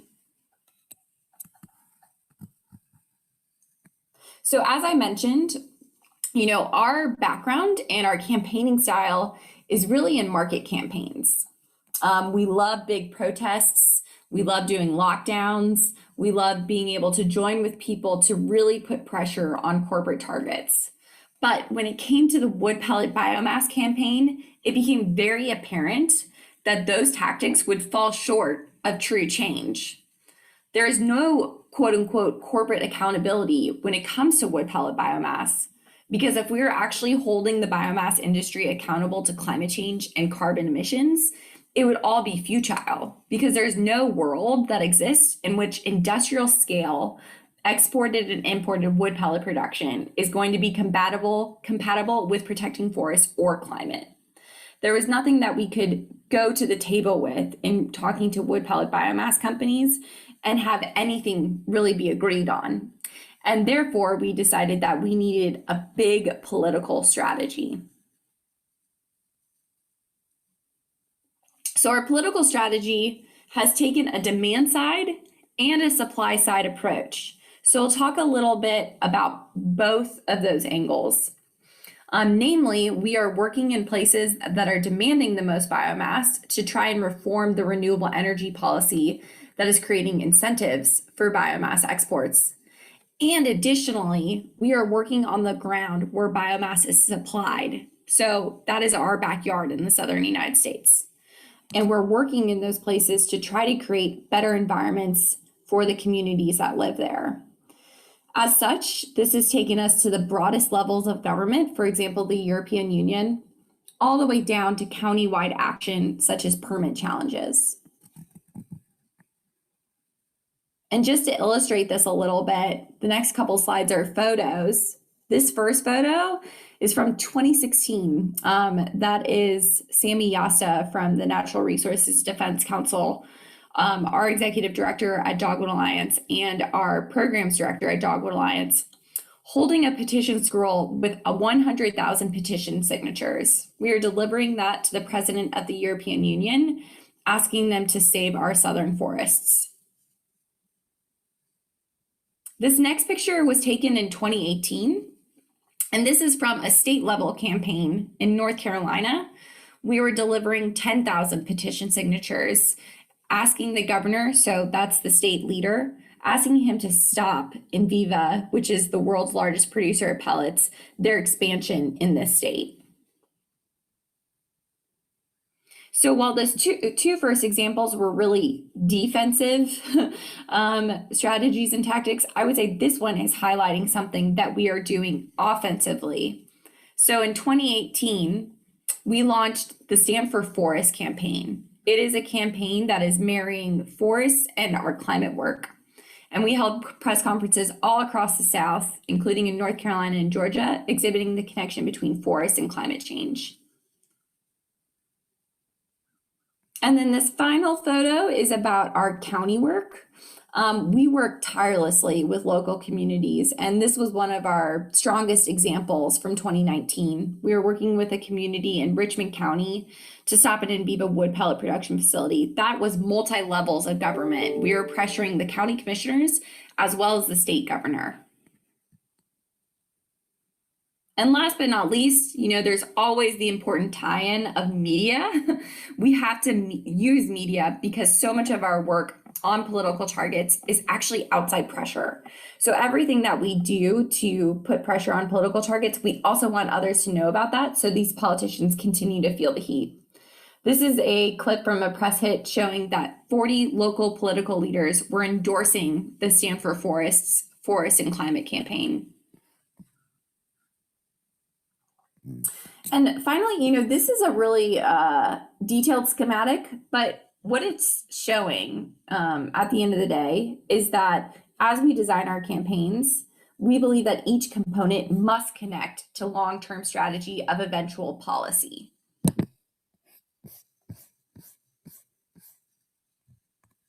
Okay, so moving through some good examples for us, I'm going to start with an EU example. This is our longest running political strategy as far as the biomass campaign goes. We have a goal of the EU Renewable Energy Directive excluding biomass as a subsidized energy source. We're targeting the EU Environment Commission. Our strategy there is really to convert swing votes on the Environment Commission through overwhelming opposition from key experts and influencers. And our tactics are primarily they incorporate direct advocacy and briefings, coalition letters, and media visibility and op-eds. Next, we also are, as I've been mentioning, we run very localized campaigns. So another example of our work is passing a Stand for Forest resolution in any given county. This one's in North Carolina. We target the county commissioners. Our strategy is to demonstrate public support and leadership opportunities for the county to be the first to pass this kind of resolution. And our tactics there are actually more about grassroots tactics, right? So public comments, letters to the editor, direct advocacy to county commissioners via the grassroots, and then grassroots mobilization in petitions. And then finally, this last example is about wood pellet facilities. We are always challenging permits for in vivo wood pellet facilities. The target there is very easy for us because there's one decision maker in those processes. It's the Department of Environmental Quality. Our strategy is demonstrating widespread public pressure and opposition to the industry. And our tactics have included coalition organizing, influencer politics, public comments and petitions, letters to the editor, and then visibility tactics, so like rallies. A big takeaway for us, and something that I'm sure will be part of the discussion, is that we have faced many times where we have lost, right? We more often than not have actually not gotten what we wanted. And that's okay. What we know from that and our overarching takeaway is that there are structural and systemic injustices that we're always going to come up against. But instead of becoming defeated, what we have done is we have shifted a little bit of our tactics and we may shift our target, but our strategy has remained the same. Our political strategy has remained the same because that's how we know we're going to get overarching change. So for instance, we have lost when it comes to the European Union on their 2020 Renewable Energy Directive. We lost that battle. Honestly, they did not remove biomass from a qualified renewable energy source. And so what are we doing for their 2030 plan? Instead of just focusing on the European Union, which is a very high level of government, we are going to focus state by state. So we're working particularly in the Netherlands and Denmark two of the biggest importers of wood pellets, so that we can increase attention on the domestic political targets. We always have to know that we're keeping light on our feet, but we are ultimately still going for the goal of what is the end result that we will get for political strategy and those tactics. And then for us, again, coming back to forests, coming back to people, we have an even longer term strategy, to call it a 50-year or 100-year strategy, to bring more people into the fold, to care about forests and to fight for forests, whether it be for the forests themselves, for biodiversity, for their community's health, for climate change. We know that if we'll win this battle for the fight for our planet, we need more people who care about forests. And then that's it for me. I'm very excited to be taking part of this webinar in this virtual format. And so if anybody would love to follow up with me, I've placed my email there.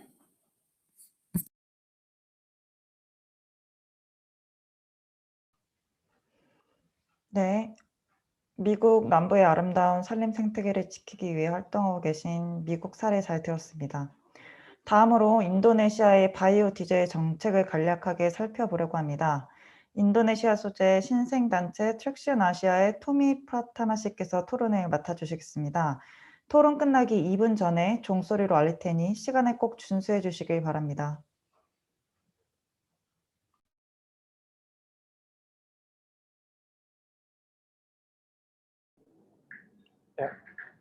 Thank you so much. Can you hear me? I believe. Yeah. First of all, thank you so much for colleagues in SFOC, KFVM, and APEL for organizing this important event, and also thank you for the previous speakers, the presentation of the previous speakers, which are very interesting. Yeah, I will try to not to waste so much time. So please, next slide, please.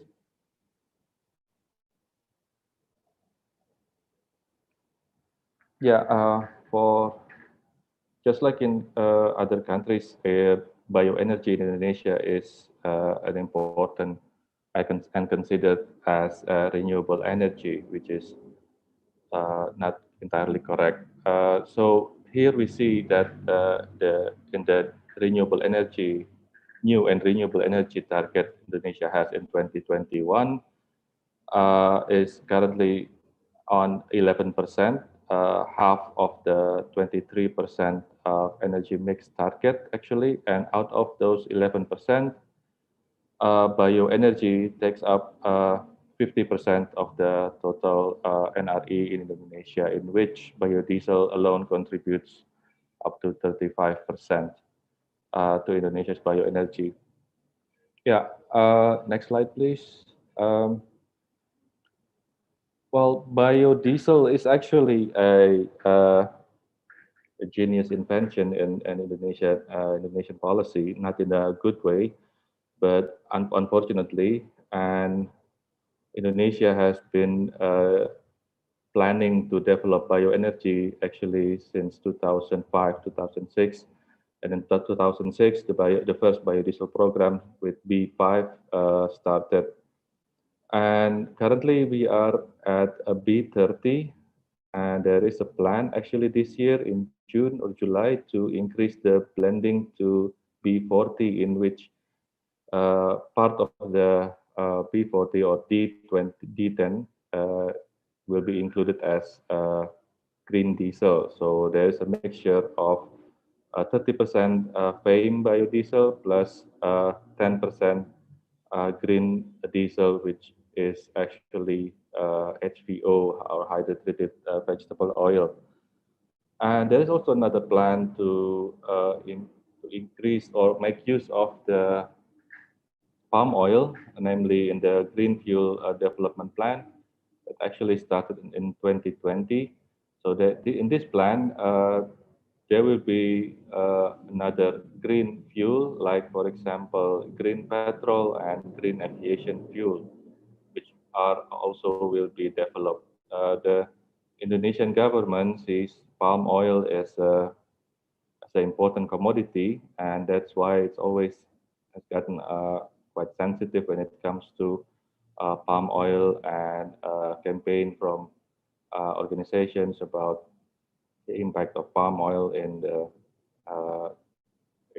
Indonesia and also to climate. Next slide, please. This is we try to carry out the research in 2019-2020 to calculate the real emissions of real greenhouse gas emissions from biodiesel. So in this calculation, we include the land use change and the whole process on from cradle to grave of biodiesel, from the deforestation, from the plantation, fertilizer, pesticides, transportations, down to mill in which the methane gas is mostly released into the atmosphere without using the methane capture facilities. Only 11% of palm oil company use methane capture and using it back to produce gases and so on. But the rest, 89%, are not using. So this is a huge greenhouse gas emission sources. We calculate the emissions because the Indonesian government never or only claim that the biodiesel, Indonesian biodiesel, is a very environmental friendly, low emission, and so on. So here we see that the calculation, which is based on the sustainability report, we unfortunately unable to get the real data from the field because it's closed. And we have calculated here that the emission from biodiesel here in B20 could be or can be higher than the greenhouse gas emission of conventional diesel. So here if there are if the CPO is sourced from plantation opened before or after 2008 or 2007, the greenhouse gas emission will be significantly higher than those who are opened in before 2007. Next slide, please. Yeah, with all those ambitions to develop biodiesel and also green fuel, Indonesia could experience or will have to import palm oil from other countries. In this, well, biodiesel is initially planned to reduce the import of fossil diesel, but here in this chart we can see that there is almost no, or even if there is decrease of import, the consumption of fossil fuel still increase or relatively stagnant, whereas the green fuel will increase by 2025. So we can see that there is still high dependency on fossil fuel, despite the fact of biodiesel or green diesel program. Next slide, please. We calculated with the green fuel ambitions or green fuel program ambitions. We calculated that Indonesia might have to import CPO by 2023. So if the green fuel, which includes HVO diesel 20% and aviation fuel 20%, including also the increase of green fuel blending, we can see in the first scenario, if we still use the B20 since 2016, there will be no deficit at all by 2025. But if we use the B30 like we currently use now in Indonesia, the CPO deficit will start to happen in 2023. So in the next 2 years Indonesia will have to import CPO.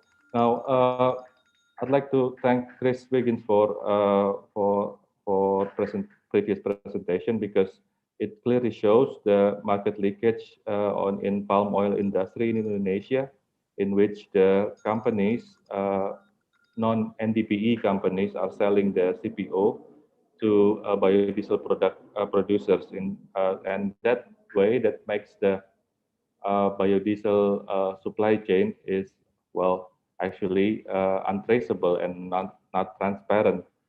So there is a possibility that this calculation will happen, but if the data, if we find the data from, if there is a data, official data from the government that clearly shows which companies are selling what to whom and how much, we can really calculate the which scenarios will happen. And since there are market leakage as well, we don't know for sure whether how many volume, how many tons Indonesia produce CPO every year, because this data, this calculation is made by is based on the export only, and from the companies that produces or publish the sustainability report. So there is a possibility that Indonesia will have to import a CPO by 2023, but yeah, still not really sure about the market leakage. Next slide, please.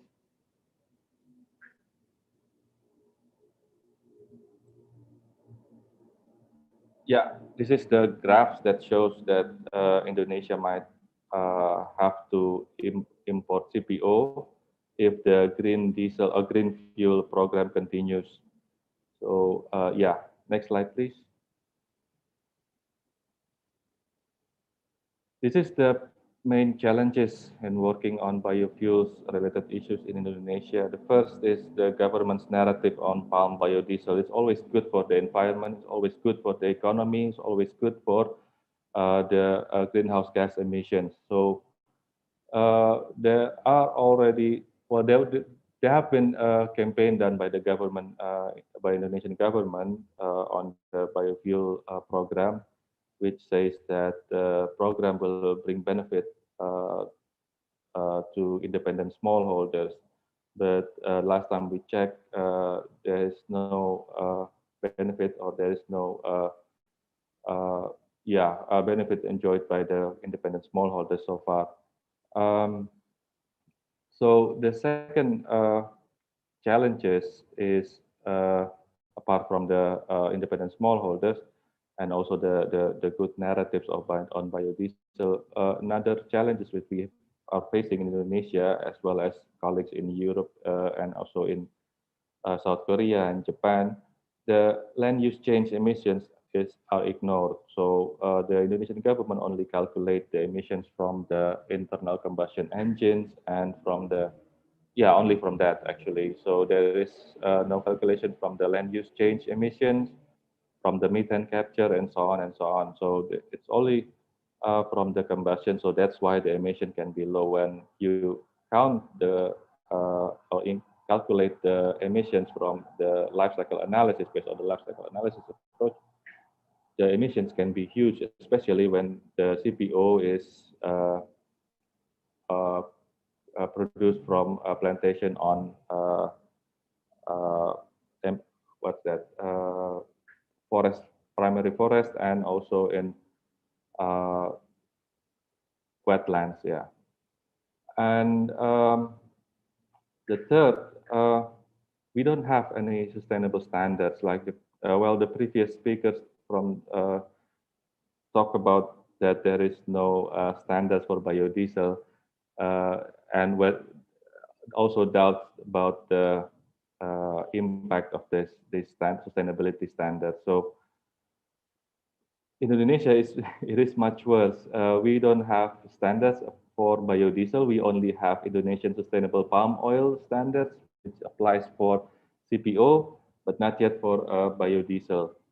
And this is the fourth. This is the most important thing. The feedstock, the biodiesel feedstock supply chain is not transparent at all, and it cannot be traced down to a plantation. So we don't know whether the biodiesel Indonesian biodiesel is produced from sustainable plantation or not. So this is a really big challenge for us.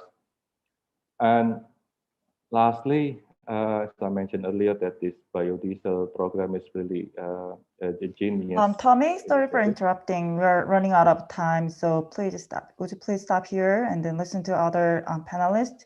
Okay, thank you. Okay, thanks for your understanding. Thank you. 네. 토미 씨가 지적해준 것처럼 법률 공급망은 되게 복잡한 문제입니다. 그러나 현장에서 발생하는 환경사회 문제는 저희 지구 반대편에 있는 사람들도 확인할 수 있을 만큼 매우 극명합니다. 이번에 바이오 디젤 및 중유의 주 원료인 팜유를 생산하기 위해 인도네시아 팜유 플랜테이션 발생하는 환경사회 문제를 들어보는 시간을 갖겠습니다. 오늘 토론을 맡으신 크루니안 사바 씨는 인도네시아 최대 환경단체인 와리에서 수년간 디렉터로 근무하시며 토지수탈, 식량주권, 지역주민 권리 옹호 등의 활동을 해오셨습니다. 그의 말씀을 들어보도록 하겠습니다.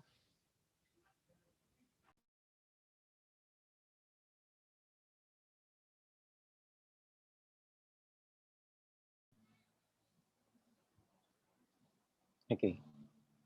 Thank you so much. Good morning, everyone. Thank you so much for this chance. So in this chance, I'd like to bring the discussions on how the perspective from the field actually. So that's why I titled my presentation that we need to understand on land monopoly as the social basis and source of the social and environmental problem in development of palm oil plantation in Indonesia. Why I focus on the palm oil plantation? Because the most of the source of the bioenergy, what we call biofuel, for example, in Indonesia, is came from the CPO or crude palm oil, and it come from the palm oil plantations actually in Indonesia. So please go to the next slide. So this is for overview to understand the area of Indonesia, the territory of Indonesia. It is one of the largest archipelagic country in the world, and it is consist of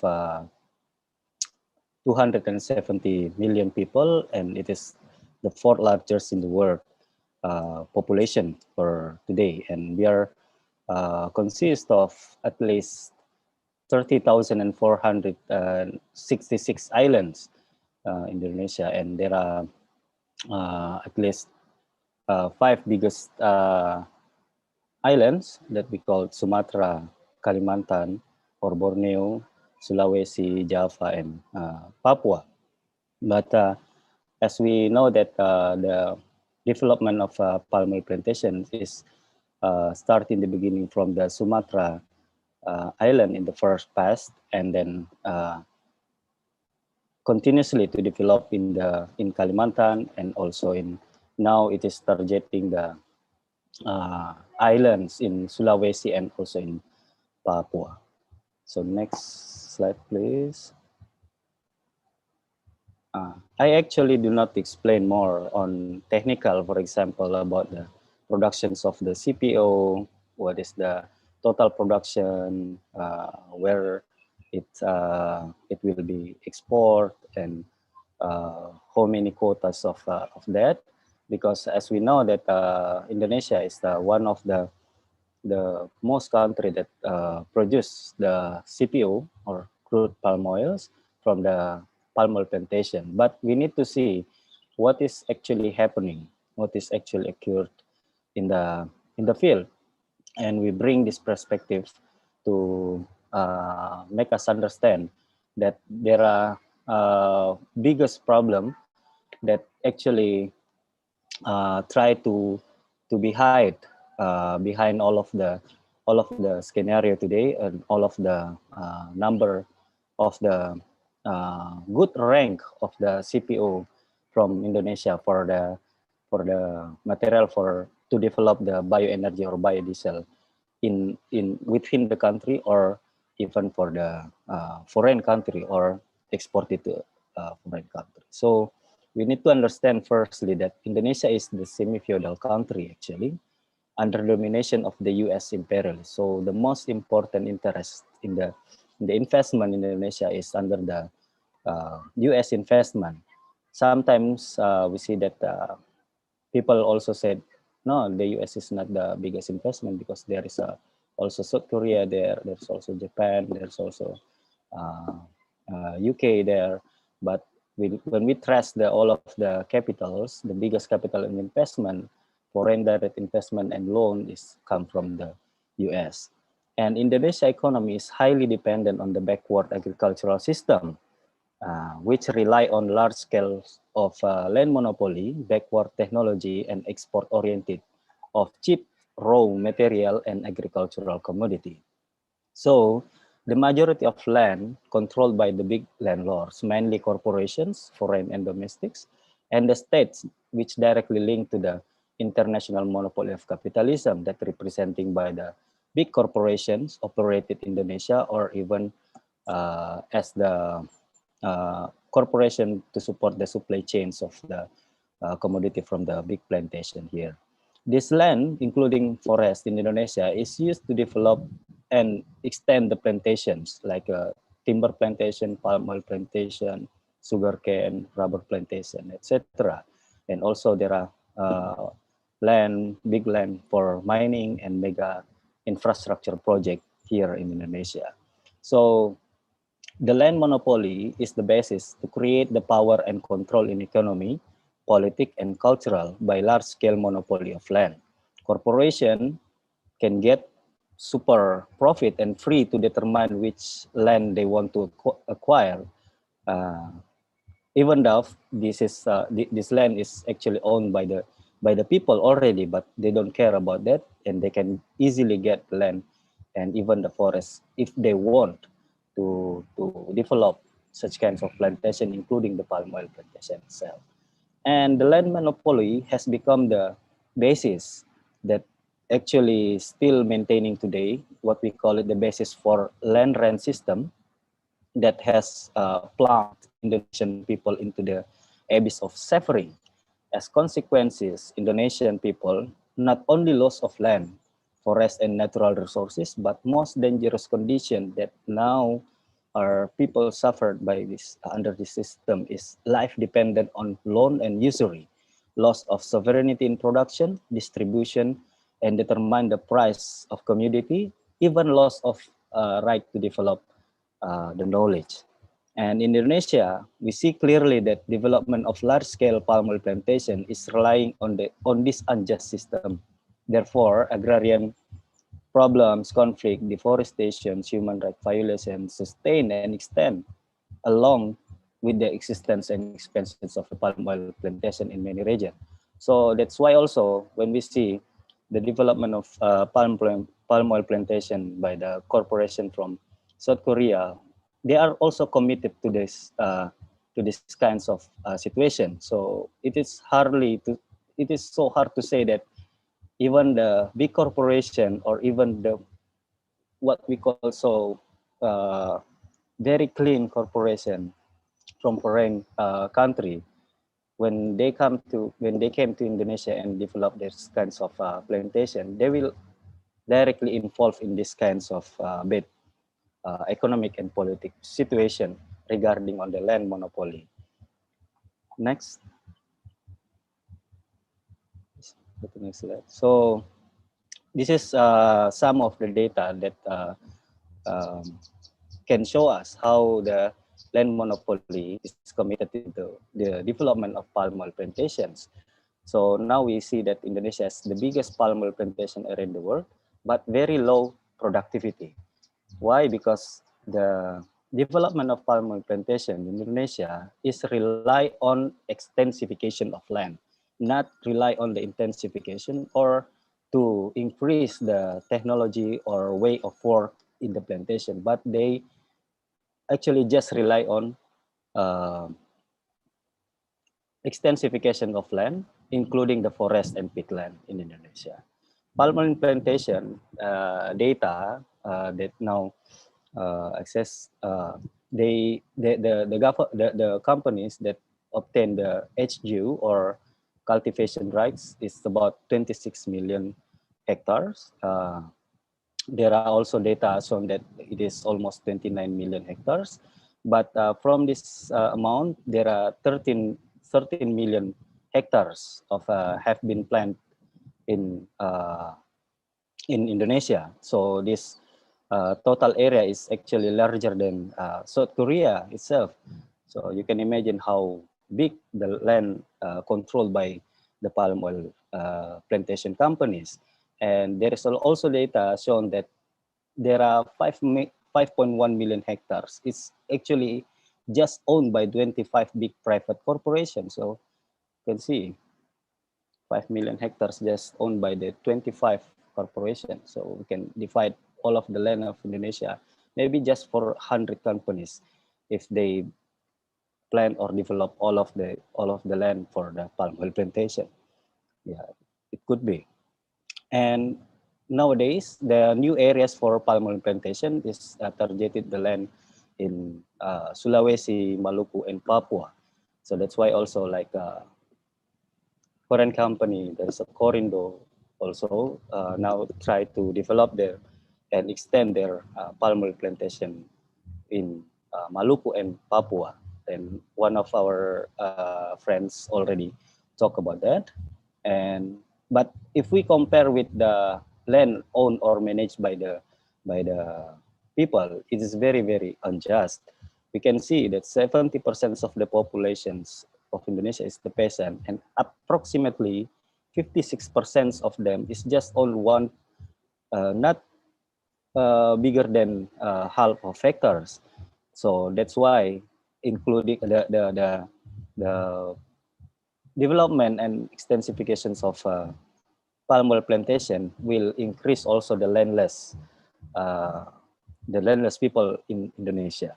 And you know, there is a mythos that actually developing in Indonesia that if there is increasing number of palm oil plantation company, it means that they can open the opportunity for the people to get work, because the job opportunity will open later if there are so many company came here. But in the fact, it is not. It is not, because for example, in our research, we can see that 1,000 hectares of palm oil plantation just can absorb average 200 workers. If we compare with the productions of the people doing collectively by the people, just for 4 hectares or 5 hectares of land, it can open the opportunity for 50 to 60 people on that land. So the palm oil plantation is not really good in what they campaign about job opportunity for the people. And next, this is just for the data to show comparisons. Okay, then next.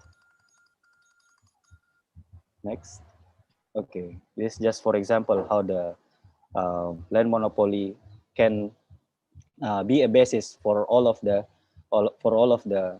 problems in development of palm oil plantation. So the land monopoly can be a basis of economic politics in Indonesia as the source of problem. There are more impacts on that, because development of palm oil plantation will commit also to the human rights violations, deforestation, forest fire and haze, and also unjust system in the plantation system, including in the work system or in the wage system in the palm oil plantation. So that we also see that when we say there is a green biofuel policy, we need to see and consider how these kinds of policy in trade and development can rely and consider these kinds of situation and problem that very, very hard to be resolved today in not only in Indonesia actually, but some of the country that now under the dominations of international capitalism of monopoly is now rely on this problem. So I think that's all as the perspective from Indonesia on why we can see the palm oil plantations development can commit to deforestation and also human rights violation. And it also means that the biofuel or bioenergy is also committed to this kinds of problem.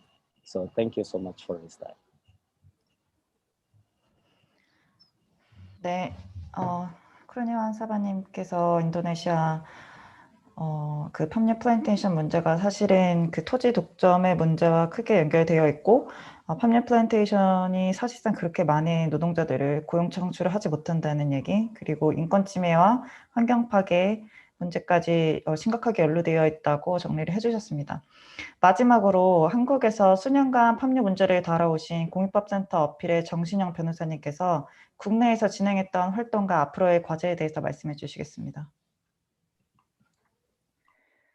네, 안녕하세요. 저는 공익법센터 어필의 정신영이라고 합니다.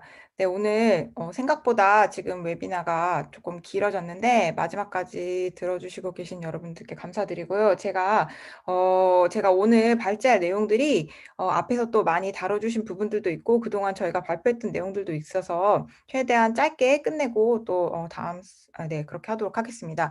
예, 저는 제목을 일단 숲과 사람을 보여주기라고 했어요. 오늘 저희 웨비나 제목이 그 바이오에너지 공급망에서 발생하는 문제, 공급망 리스크라는 제목으로 이제 저희가 웨비나를 기획을 했는데, 사실 한국 사람들에게 아직도 이 공급망이라는 말 자체가 굉장히 어색하다고 생각을 하고 낯선 단어라고 생각을 해서 공급망, 영어로는 사실 이제 서플라이 체인이라고 하는데, 이거 특히 저희가 이제 그동안 운동을 해온 팜유에 관해서 서플라이 체인을 조금 더 자세하게 설명을 드려보려고 합니다. 그래서 팜유 공급망, 서플라이 체인이라고 하는 게 사실 굉장히 복잡하잖아요. 저희는 예를 들어서 지금 오늘 얘기하고 있는 바이오에너지 같은 경우도 발전소에서 뭐 발전소를 돌리기 위해서 쓰는 원료에 대해서 생각해 볼 기회도 없는데 그 원료가 어디서 왔는지에 대해서는 사실 생각할 기회가 더욱더 없는 거고, 팜유 같은 경우에도 저희가 팜유 자체를 직접 볼 일이 없기 때문에 이거에 대해서 생각해 볼 기회도 없고 사실 굉장히 복잡한 과정을 거쳐서 오기 때문에 그걸 파악하기가 어려운 점이 있습니다.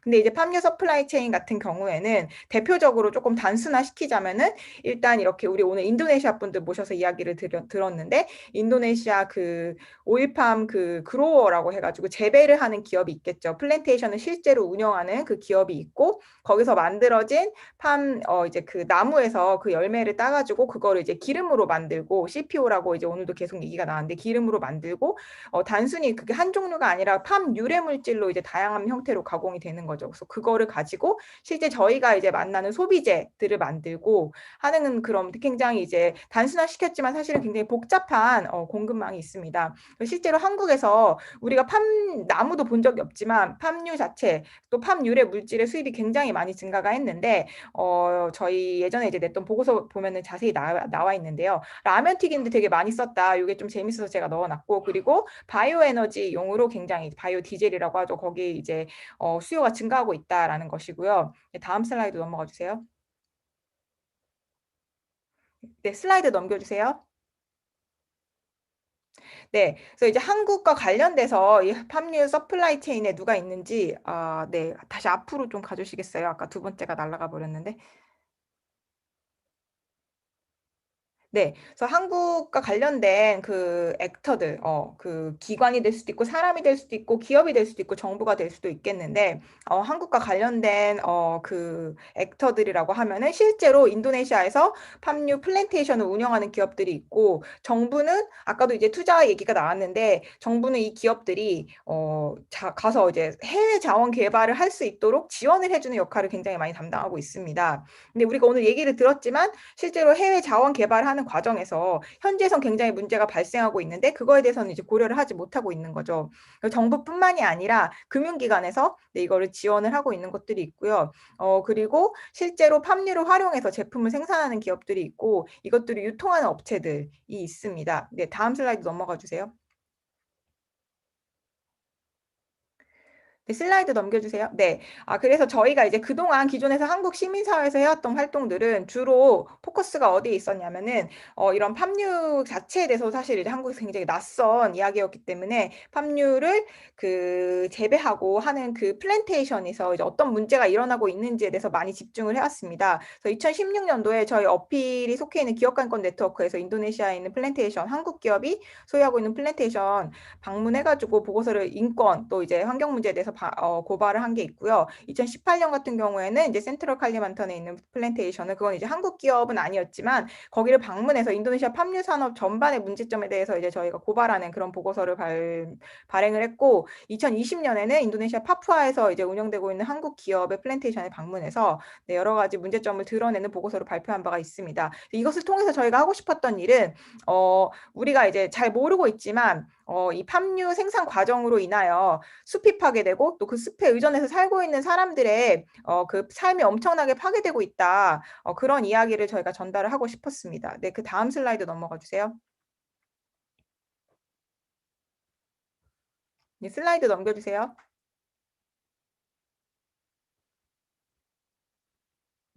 네, 그래서 그동안 어떤 방식으로 그러면 저희가 이렇게 알아낸 문제점들을 해결하기 위해서 이제 노력을 했나? 첫 번째는 이제 기업에 직접적으로 이런 문제점들이 있는데 어떻게 할 거냐, 대책을 세워라라는 캠페인을 진행해왔고요. 여기 이제 사진 2개 넣어놓은 것은 이제 환경운동연합에서 진행했던, 아까도 이야기 나왔던 뭐 코린도라든지 포스코 대우 같은 회사들을 이제 파푸아에서 큰 플랜테이션을 운영 중인데 거기 대상으로 이제 문제 제기를 했던 캠페인이고, 또 이런 기업들에 투자를 하고 있는 투자자들한테도 저희가 문제 제기를 하였습니다. 네, 다음 슬라이드 넘어가 주세요. 네, 그리고 아까도 잠깐 말씀드렸지만 정부 같은 경우에는 산림청과 농림축산식품부에서 해외 자원개발, 해외 농업 자원, 그리고 이제 그 산림 자원 개발을 위해서 지원을 해주는 제도가 있습니다. 네, 그거를 활용해서 이제 그 해외에서 플랜테이션을 개발하는 기업들에게 융자 지원을 하는 것들이 있었는데, 제가 그런 것들을 리서치하고 이렇게 실제로는 해외 자원 개발 과정에서 인권 문제, 환경 문제가 발생하고 있는데 이걸 아무런 기준 없이 계속 지원해주는 것이 문제가 있다라는 것에 대해서 문제제기를 해오고 있고요. 마찬가지로 수출입은행 같은 경우에도 해외 사업 지원 과정에서 네, 환경 인권 침해 기준에 대해서 스크리닝 기준이 없는 것에 대해서 문제 제기를 했습니다. 그리고 또 국민연금 같은 경우에는 이런 기업들의 투자자로 있는데 이거에 대해서 문제 제기를 했고, 또 유엔에서도 네, 왜냐하면 이제 전 세계에서 이런 투자자들의 역할에 대해서 이제 굉장히 강조를 하고 있기 때문에 그것을 활용해서 한국 정부에 권고를 내리도록 네, 애드보커시 활동을 펼쳐왔습니다. 다음 슬라이드 넘겨주세요.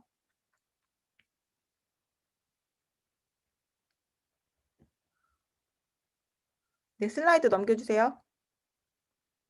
네, 그래서 저희가 이제 이렇게 팜유 생산지에서 발생하는 문제점들에 대해서 그동안 이제 집중을 많이 해왔고, 기업들 또 정부에게 요구를 해왔는데, 아까도 말씀드렸다시피 이 공급망이라는 것 자체가 굉장히 복잡하고 파악하기가 어렵습니다. 그런데 이제 아까 이제 발제자로 이제 함께했던 그 크리스네 이제 그 단체에서 발표했던 그 보고서 같은 경우에도 한국 기업들이 이제 그것을 사는 기업으로서 어떤 역할을 하고 있는지 서플라이 체인에 대해서 굉장히 이제 디테일하게 발표한 보고서도 있고, 또 한편 한국에서 바이오에너지 바이오자가 들어가면은 굉장히 뭔가 친환경적이고 뭔가 이제 탄소 중립을 위해서 이제 효과적일 거라고 이제 생각을 하고 있지만 그렇지 않다는 거를 저희가 오늘 웨비나를 통해서 말씀을 드리고 싶었는데, 이런 문제점들을 해결해 나가기 위해서 조금 더 구체적으로 어떻게 해야 되는지에 대해서 조금 더 저희가 문제 제기를 해 나가려고 하고 있고요. 특히 이제 공급망이 굉장히 복잡한 상황에서 이것에 대해서 모니터링을 하고 또 거기에서 발생하는 문제점을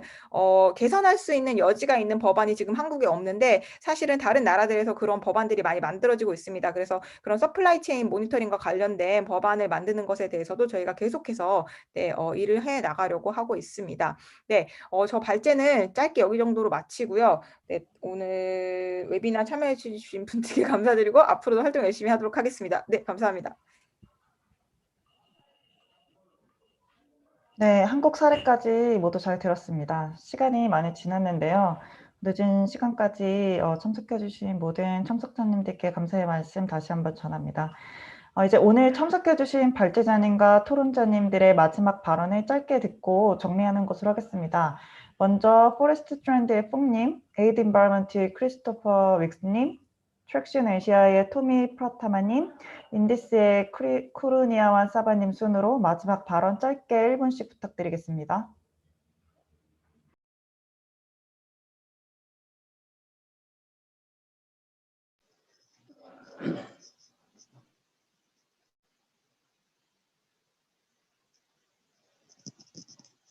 So sorry, are you asking us to make a final comment? Yes, for a Okay. minute. Yeah, I can go ahead if it's okay. Yeah. Okay. Thank you. I think this is a great opportunity for us to understand the dynamic of export market. Now I'm talking about Vietnam's wood pellet exported to Korea and also to Japan as well.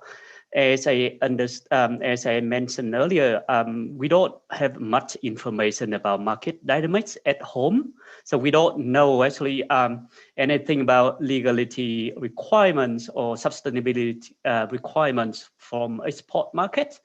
And so we don't know what will be happening in that market. Now, back to the production side, I'm talking about Vietnam. The production of wood pellet or and many other commodities are produced by millions of smallholders.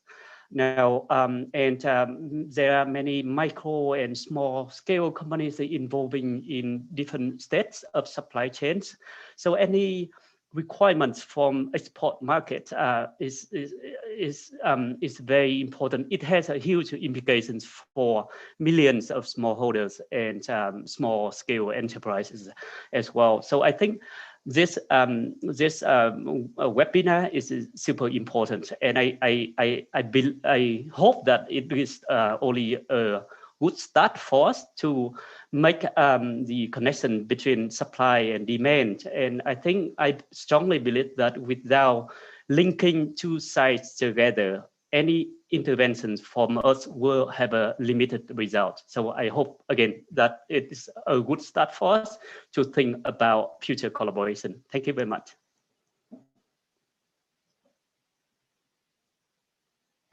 네, 감사합니다. Christopher, are you there? 지금 크리스토퍼 씨가 화면에는 있는데 응답이 없으신 걸로 봐서 그럼 트랙션 아시아 토미님부터. No, I'm here. Okay. Go ahead. Okay, thank you. Yeah, just very quickly, I think thank you everyone for such an interesting discussion. My work is very much focused on the domestic biofuel sector, and we're only recently moving into the international supply chain, so it's very interesting to hear about the different dynamics in different sectors and different geographies, and it's very good if we can collaborate a bit more and align in some of the areas where there's overlap. So thank you for a very interesting discussion.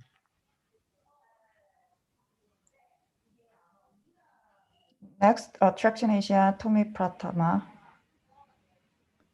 Yes, thank you very much. This global collaboration on the issue of bioenergy, which is this webinar is promoting, I believe it will help to track supply chains, linking producers like Indonesia with markets like South Korea to hopefully help limit leakages in carbon accounting and expose double standards.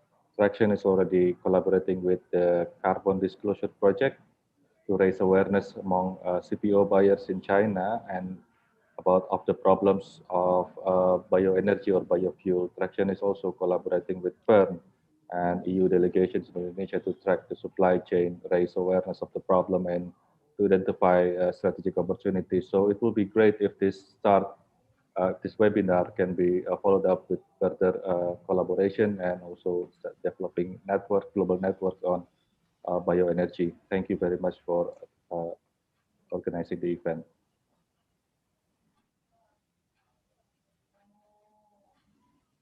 Wawan, you're mute. Sorry.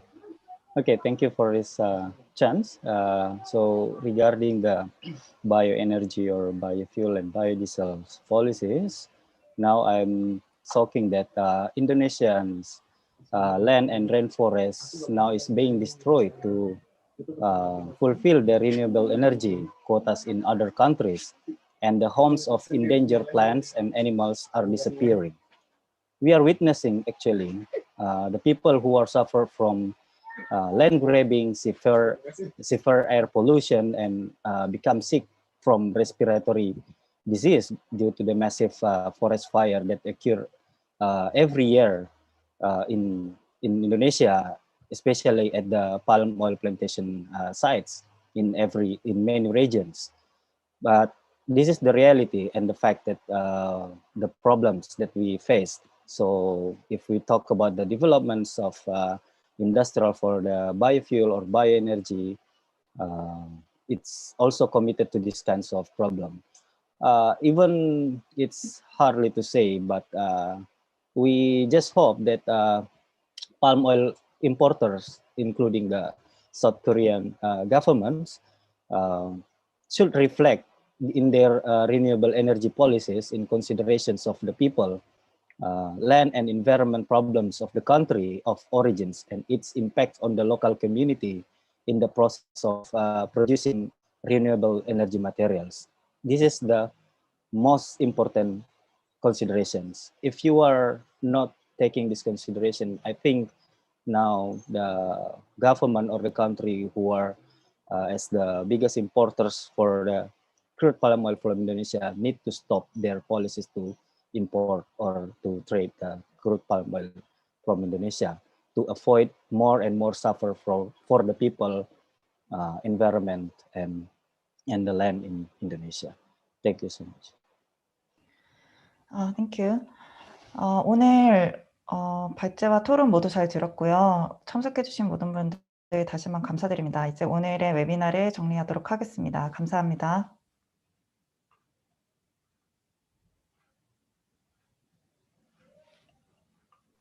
Thank you so much. Thank you very much for joining. Thank you. Yeah, everyone. 감사합니다. 오늘 웨비나는 여기까지 하도록 하겠습니다.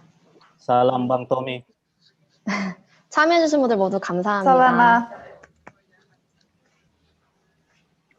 Salam Bang Tommy untuk kawan-kawan Traction Asia. Salam Bang Jojo.